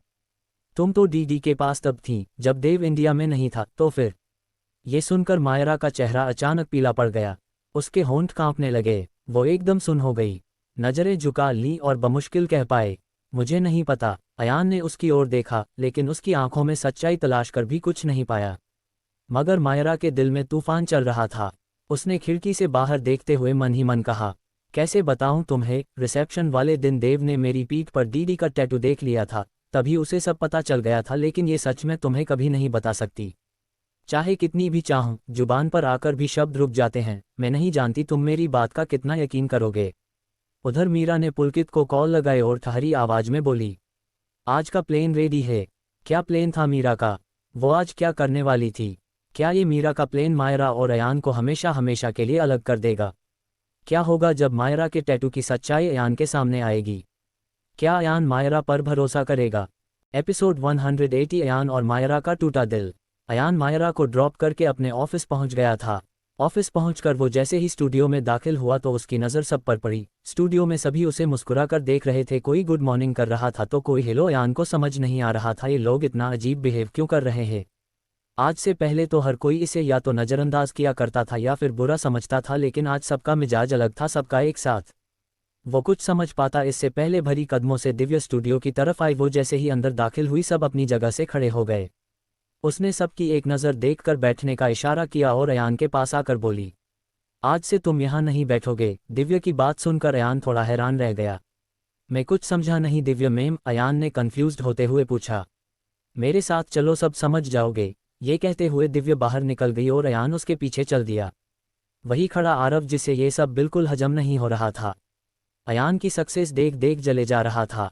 उसकी आंखों में नफरत थी और अपने दिल में बदले की भावना लिए वो अपने दिमाग में खतरनाक प्लान बना रहा था। इधर दिव्या ने एक रूम का दरवाज़ा खोला और अयान की अंदर आने का इशारा किया। उसके चेहरे पर ऐसी मुस्कान थी जैसे अयान उसका खास दोस्त हो। जैसे ही अयान ने अंदर कदम रखा उसकी आंखें हैरानी से बड़ी हो गई। दिव्या ने पीछे से कहा, आज से ये तुम्हारा केबिन है और तुम अपना सारा काम यही बैठकर करोगे, स्पेशली जो ऑफर तुम्हें जयपाल जी की तरफ से मिला है उस पर। अयान ये सुनकर बहुत खुश था, फाइनली उसके सपने उड़ान भरने जा रहे थे। ये सब उसे एक सपने की तरह लग रहा था, लेकिन ये हकीकत थी। उसने धीरे से कदम बढ़ाकर अपनी चेयर को छुआ, जैसे इंश्योर कर रहा है कि यह हक उसकी मेहनत का कमाया हुआ नतीजा है। उसकी आंखों में चमक और होंठों पर मुस्कान थी। वो अपनी खुशी को जाहिर नहीं कर पा रहा था, पर वो करता भी किससे। मीरा से अब उसका कोई रिश्ता नहीं था और मायरा जो इसके साथ कोई रिश्ता रखना नहीं चाहती थी। यही सब वो खड़ा खड़ा सोच रहा था, तभी दिव्या ने चुटकी बजाते हुए कहा, अरे तुम तो इमोशनल हो गए। नहीं ऐसी बात नहीं है, मैं बस सोच रहा था जितनी बड़ी ये अपॉर्चुनिटी है उतनी ही बड़ी जिम्मेदारी। पता नहीं मैं ये सब कैसे करूंगा। अयान ने हल्की मुस्कान के साथ कहा, तुम कर लोगे, आई नो, मुझे पूरा भरोसा है तुम पर। दिव्या ने मुस्कुराते हुए कहा और जाने लगी। तभी गेट पर समर की दस्तक हुई। अरे दिव्या तुम यहाँ हो, मुझे तुमसे कुछ जरूरी बात करनी है, समर ने कहा और सामने खड़े अयान पर एक नज़र डाली। लेकिन जब अयान की नज़र इस पर पड़ी तो उसके चेहरे के रंग बदल गए। समर के चेहरे पर नाखूनों के निशान थे। अयान का दिमाग सीधा उस कॉन्सर्ट वाली रात की तरफ खींचा चला गया। उसके दिल में अंदर ही अंदर शक पैदा हो रहा था कि कहीं वो आदमी समर ही तो नहीं। पर ये ऐसा क्यों करेगा? ये तो दिव्या को हर वक्त खुश करने के पीछे लगा रहता है। नहीं, ये ऐसा नहीं कर सकता है, अयान मन ही मन सोच रहा था। तभी दिव्या ने समर से उसकी चोट के बारे में पूछा। ये तुम्हारे चेहरे पर क्या हुआ है समर? ये वो कुछ नहीं, वो मेरी पालतू बिल्ली को दौरा पड़ गया था बस, और कुछ नहीं, समर ने नजरें चुराते हुए बोला। तुमने इंजेक्शन लगवाया था अपनी केटी को? दिव्या ने चिंता जताते हुए पूछा। नहीं, शायद इसलिए उसने ऐसा किया। तुम भी न ख्याल रखा करो, दिव्या ने कहा। अच्छा अब चलो, मुझे तुमसे कुछ बात करनी है। ये कहकर समर दिव्या को अपने साथ ले गया। इधर अयान भी अपनी चेयर पर बैठ गया। दूसरी तरफ मायरा रेस्टोरेंट में बैठी किसी का इंतजार कर रही थी। वो जिसका इंतजार कर रही थी वो और कोई नहीं बल्कि पूरब था। मायरा को यहाँ रजत ने भेजा था। पूरब ने रजत से कहा था कि उसे मायरा से देव के केस के सिलसिले में बात करनी है, क्योंकि मायरा ही देव का केस हैंडल कर रही थी। लेकिन पूरब का यहाँ आने का मकसद आज देव नहीं बल्कि मायरा खुद थी। हेलो मिस मायरा, पूरब ने सामने से आते हुए कहा और उसके सामने वाली चेयर पर बैठ गया। मिस्टर पूरब आप पहले हो, काफ़ी लेट है, आपको जो भी डिस्कस करना है थोड़ा जल्दी कीजिए, शाम हो गई है, मुझे घर के लिए निकलना है, मायरा ने सीधा पॉइंट पर आते हुए कहा। वो एक्चुअली मुझे देव के बारे में कोई बात नहीं करनी, हम उसका 3 महीनों तक कुछ नहीं बिगाड़ सकते। ये सुनते ही मायरा बिगड़ और अपनी जगह से खड़ी हो रही थी कि पूरब ने उसका हाथ जो टेबल पर रखा था उसे कस के अपने हाथों से दबा दिया और नर्म आवाज़ करता हुआ बोला, प्लीज़ उठना नहीं, मुझे आपकी हेल्प की ज़रूरत है। ये सुनकर मायरा हैरान हो गई, लेकिन उसका बोलने का ढंग इतना सहज था कि एक पल वो भी सीरियस हो गई। लेकिन इसी समय वहां दीवार के पास खड़ी मीरा और पुलकित ने मायरा और पूरब की फ़ोटो क्लिक कर ली। आखिर बात क्या है? मायरा ने सीरियस टोन में पूछा। पूरब ने अपना हाथ पीछे लिया और इशारा करते हुए एक लड़की को दिखाया और एक कहानी बुनना शुरू की। वो लड़की मेरी गर्लफ्रेंड है और इस वक्त मुझसे नाराज़ है। मैंने उसे मनाने की बहुत कोशिश की पर वो लौट कर नहीं आ रही है। मैंने अपने पेरेंट्स से वादा किया है कि मैं जल्दी उनको उनकी बहू से मिलवाऊंगा, पर ये मान ही नहीं रही है। पूरब की पूरी कहानी सुनने के बाद मायरा ने माथे पर शिकन लाते हुए कहा, मैं इसमें आपकी क्या मदद कर सकती हूँ? क्या मैं उसे जाकर समझाऊं कि आप उसके लिए बहुत केयरिंग हस्बैंड साबित होंगे? मायरा ये कहते हुए उठकर उसके पास जाना चाहती थी, लेकिन पूरब ने उसे फिर से रोकते हुए कहा, नहीं, ये कोशिश मेरे सारे दोस्त कर चुके हैं। फिर मुझे क्या करना है? मायरा ने धीमे से पूछा। आपको बस कुछ देर के लिए मेरी गर्लफ्रेंड बनने का नाटक करना है, जिसे देखकर वो जेलेसी हो और दौड़े दौड़े मेरे पास चली आए। मायरा को ये सुनकर थोड़ा अजीब लगा। वो ये करना नहीं चाहती थी, लेकिन तभी पूरब ने गिड़गिड़ाते हुए कहा, अगर आप दो प्यार करने वाले को मिलाएगी तो आपका प्यारा भी हमेशा आपके साथ रहेगा। ये सुनकर मायरा की आंखों में सिर्फ अयान का चेहरा घूम रहा था और उसने फौरन हाँ में गर्दन हिलाए और आंखों को बड़ा करते हुए बोली, पर मैं एक्टिंग कैसे? मुझे कुछ समझ नहीं आ रहा। आपको कुछ नहीं करना है, सिर्फ मुस्कुराना है, पूरब ने कहा और अपनी जेब से एक रिंग बॉक्स निकालते हुए आगे बोला, ये मैं आपको पहनाऊंगा और जब वो ये देखेगी तो गुस्से में आकर आपसे जरूर झगड़ेगी, लेकिन आप फिक्र मत करो, मैं उसे बाद में सब समझा दूंगा। पूरब ने पूरी तरह मायरा को अपने झांसे में ले लिया था। ठीक है, मायरा ने कहा और अपना हाथ आगे कर दिया। मिस मायरा, आप बस उसके बारे में सोचो जिससे आप ये रंग रियल में पहनना चाहती हो। पूरब के कहते ही मायरा के चेहरे पर एक स्माइल आ गई। वो सच में चाहती थी कि अयान उसे ये रिंग पहनाए, पर उसे लगता था कि ये सिर्फ ख्यालों में ही मुमकिन हो सकता है। उधर मीरा ने रिंग पहनाते हुए फोटो क्लिक कर ली थी और पीछे खड़े पुलकित से धीमी आवाज में कहा, हो गया हमारा काम, और मेरा भी। पुलकित ने चेहरे पर एक शातिर मुस्कान लाते हुए कहा। मायरा बार बार उस लड़की को देख रही थी, लेकिन वो न उठकर आ रही थी और न ही इधर देख रही थी, और पूरब जिसने अभी भी मायरा के हाथ को पकड़ा हुआ था, उसके चेहरे पर एक अजीब मुस्कान तैर रही थी। मायरा ने अपना हाथ खींचने की कोशिश की, लेकिन पूरब ने नहीं छोड़ा। मायरा ने धीमी आवाज में कहा, मिस्टर पूरब, हाथ छोड़िए, आपका प्लेन फेल हो गया। नहीं, पास हो गया, पूरब ने धीरे से कहा और एक झटके में मायरा का हाथ छोड़ दिया। मायरा उठ खड़ी हुई और अपना फ़ोन उठाकर वहां से निकल गई। जाते हुए उसे बहुत अजीब लग रहा, न जाने क्यों उसका दिल बेचैन हो रहा था, लेकिन उसने फिर हिम्मत करके कैब बुक की और घर की तरफ निकल गए। मायरा कैब से उतरकर राठौड़ मैंशन के गेट की तरफ बढ़ ही रही थी। आसमान में बादल घिर आए थे, हवा में नमी थी और गरजते बादलों की आवाज़ एक अजीब बेचैनी फैला रही थी। तभी पीछे से किसी ने पुकारा, मैडम, पार्सल है। मायरा ने पलट कर देखा। एक पार्सल वाला आदमी हाथ में एक पैकेट लिए खड़ा था। उसके चेहरे पर बारिश से बचने की जल्दी साफ झलक रही थी। ये होटल सिल्वर स्टार से आया है। मीरा मैडम का ब्रेसलेट उनके रूम में रह गया था। उन्होंने शिकायत दर्ज करवाई थी। डिलीवरी बॉय ने पार्सल मायरा की तरफ बढ़ाते हुए बोला। मायरा ठिठक गई। पार्सल पर साफ लिखा था, मीरा राठौड़। ये डिलीवरी बॉय उस होटल से आया था जहां अयान 3 दिन रुका था। मीरा भी वहां पर थी। मीरा का ब्रेसलेट उसके रूम में खो गया था, इसलिए मीरा में शिकायत दर्ज की थी और होटल वालों ने उसे ढूंढकर मीरा के लिखाए एड्रेस पर भेज दिया था, ताकि उनकी कस्टमर सर्विस खराब ना हो। मायरा मीरा का पार्सल लेना तो नहीं चाहती थी, लेकिन मौसम खराब था और वो आदमी थोड़ी जल्दी कर रहा था, इसलिए मजबूरन उसे पार्सल लेना पड़ा। साइन कीजिए मैडम, डिलीवरी बॉय ने कहा। मायरा ने कागज पर नजर डाली और अचानक उसका दिल जोर से धड़क उठा। साइन के ऊपर लिखा था, बुकिंग नेम अयान।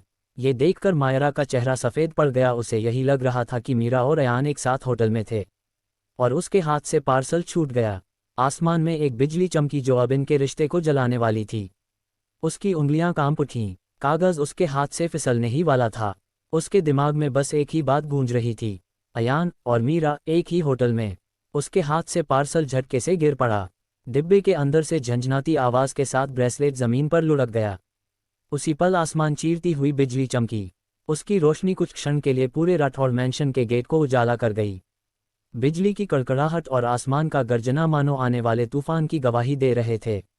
मायरा की आंखें नम हो उठीं। उसने गिरा हुआ पार्सल उठाने की कोशिश की, लेकिन हाथ कांप रहे थे। ये सिर्फ एक ब्रेसलेट नहीं था, ये एक चिंगारी थी जो अब अयान और मायरा के रिश्ते को राख करने वाली थी। उधर धड़क के बाहर मौसम और ज्यादा बिगड़ चुका था। आसमान में काले बादल छाए थे, हवा में अजीब सी बेचैनी घुली थी।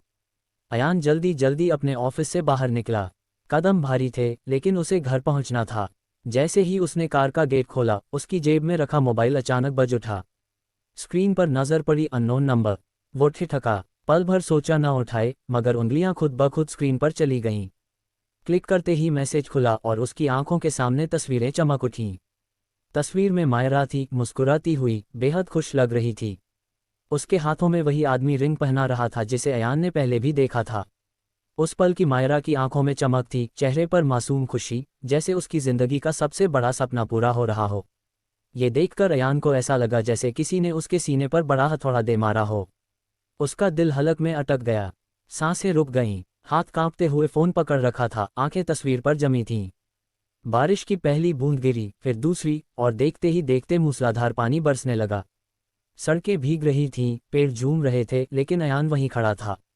बरसात उसके बालों से होते हुए चेहरे पर बह रही थी, कपड़े भीगकर शरीर से चिपक गए थे, मगर उसे फर्क नहीं पड़ रहा था। उसकी नज़रें अब भी उसी तस्वीर पर टिकी थीं। आंखों में आग और दर्द दोनों थे। बारिश की बूंदों के साथ साथ उसकी आंखों का नमक भी गालों पर घुल रहा था। उसका हाथ ढीला पड़ गया। फोन लगभग गिर ही गया था, लेकिन उसने संभाल लिया। बारिश की ठंडी फुहारें उसके अंदर जलती आग को बुझा नहीं पा रही थीं। वो एकदम चुप, गुमसुम खड़ा था, जैसे उसके सारे ख्वाब इसी पल राख हो गए हों। गाड़ी के पास खड़ा अयान अब बारिश का हिस्सा बन चुका था। वो इस बात को पहले से जानता था, लेकिन न जाने क्यों आज अयान को इस बात से बहुत फर्क पड़ रहा था। उसे मायरा से ये उम्मीद नहीं थी कि वो बिना डाइवोर्स लिए किसी और के साथ ये सब करेगी। उधर मायरा भी अपने बेड पर बैठकर फूट फूट कर रो रही थी। उसे अयान से ये उम्मीद नहीं थी कि वो इसके साथ इस तरह चीट करेगा। यही सोच सोच कर मायरा को अब गुस्सा आ रहा था। उसने अपने आंसुओं को पूछा और सीधी खड़ी हो गई। तभी गेट पर किसी की दस्तक हुई। मायरा ने नज़र उठाकर देखा तो सामने अयान था। उसके कपड़े बारिश की वजह से भीगे हुए थे, लेकिन आंखें गुस्से से लाल थी। अयान ने कमरे का गेट बंद किया और तेजी से मायरा की ओर आते हुए उसका हाथ पकड़ा और दीवार से लगाते हुए ठंडी और बेहद गुस्सैल भरी आवाज में बोला, रेस्टोरेंट में किसके साथ थी तुम आज? मायरा क्या जवाब देगी अयान की बातों का? क्या अयान मायरा की बात का यकीन करेगा? क्या मायरा कोई जवाब देगी भी या अपने सवाल थोप देगी? क्या आज बता सिर्फ बहस तक ही रहेगी या इससे आगे तक बढ़ जाएगी? क्या आज अयान और मायरा के रिश्ते के साथ इनका दिल भी टूट जाएगा? प्लीज़ प्लीज़ दोस्तों, अगर आपने अब तक हमारे चैनल को सब्सक्राइब नहीं किया है तो जल्दी से सब्सक्राइब कर लीजिए। आपका एक छोटा सा सब्सक्राइब हमें बड़ी हिम्मत देता है और आपको मिलते रहेंगे नए नए इमोशनल, रोमांटिक और थ्रिल से भरे एपिसोड। तो दिल से एक बार सब्सक्राइब, लाइक और कमेंट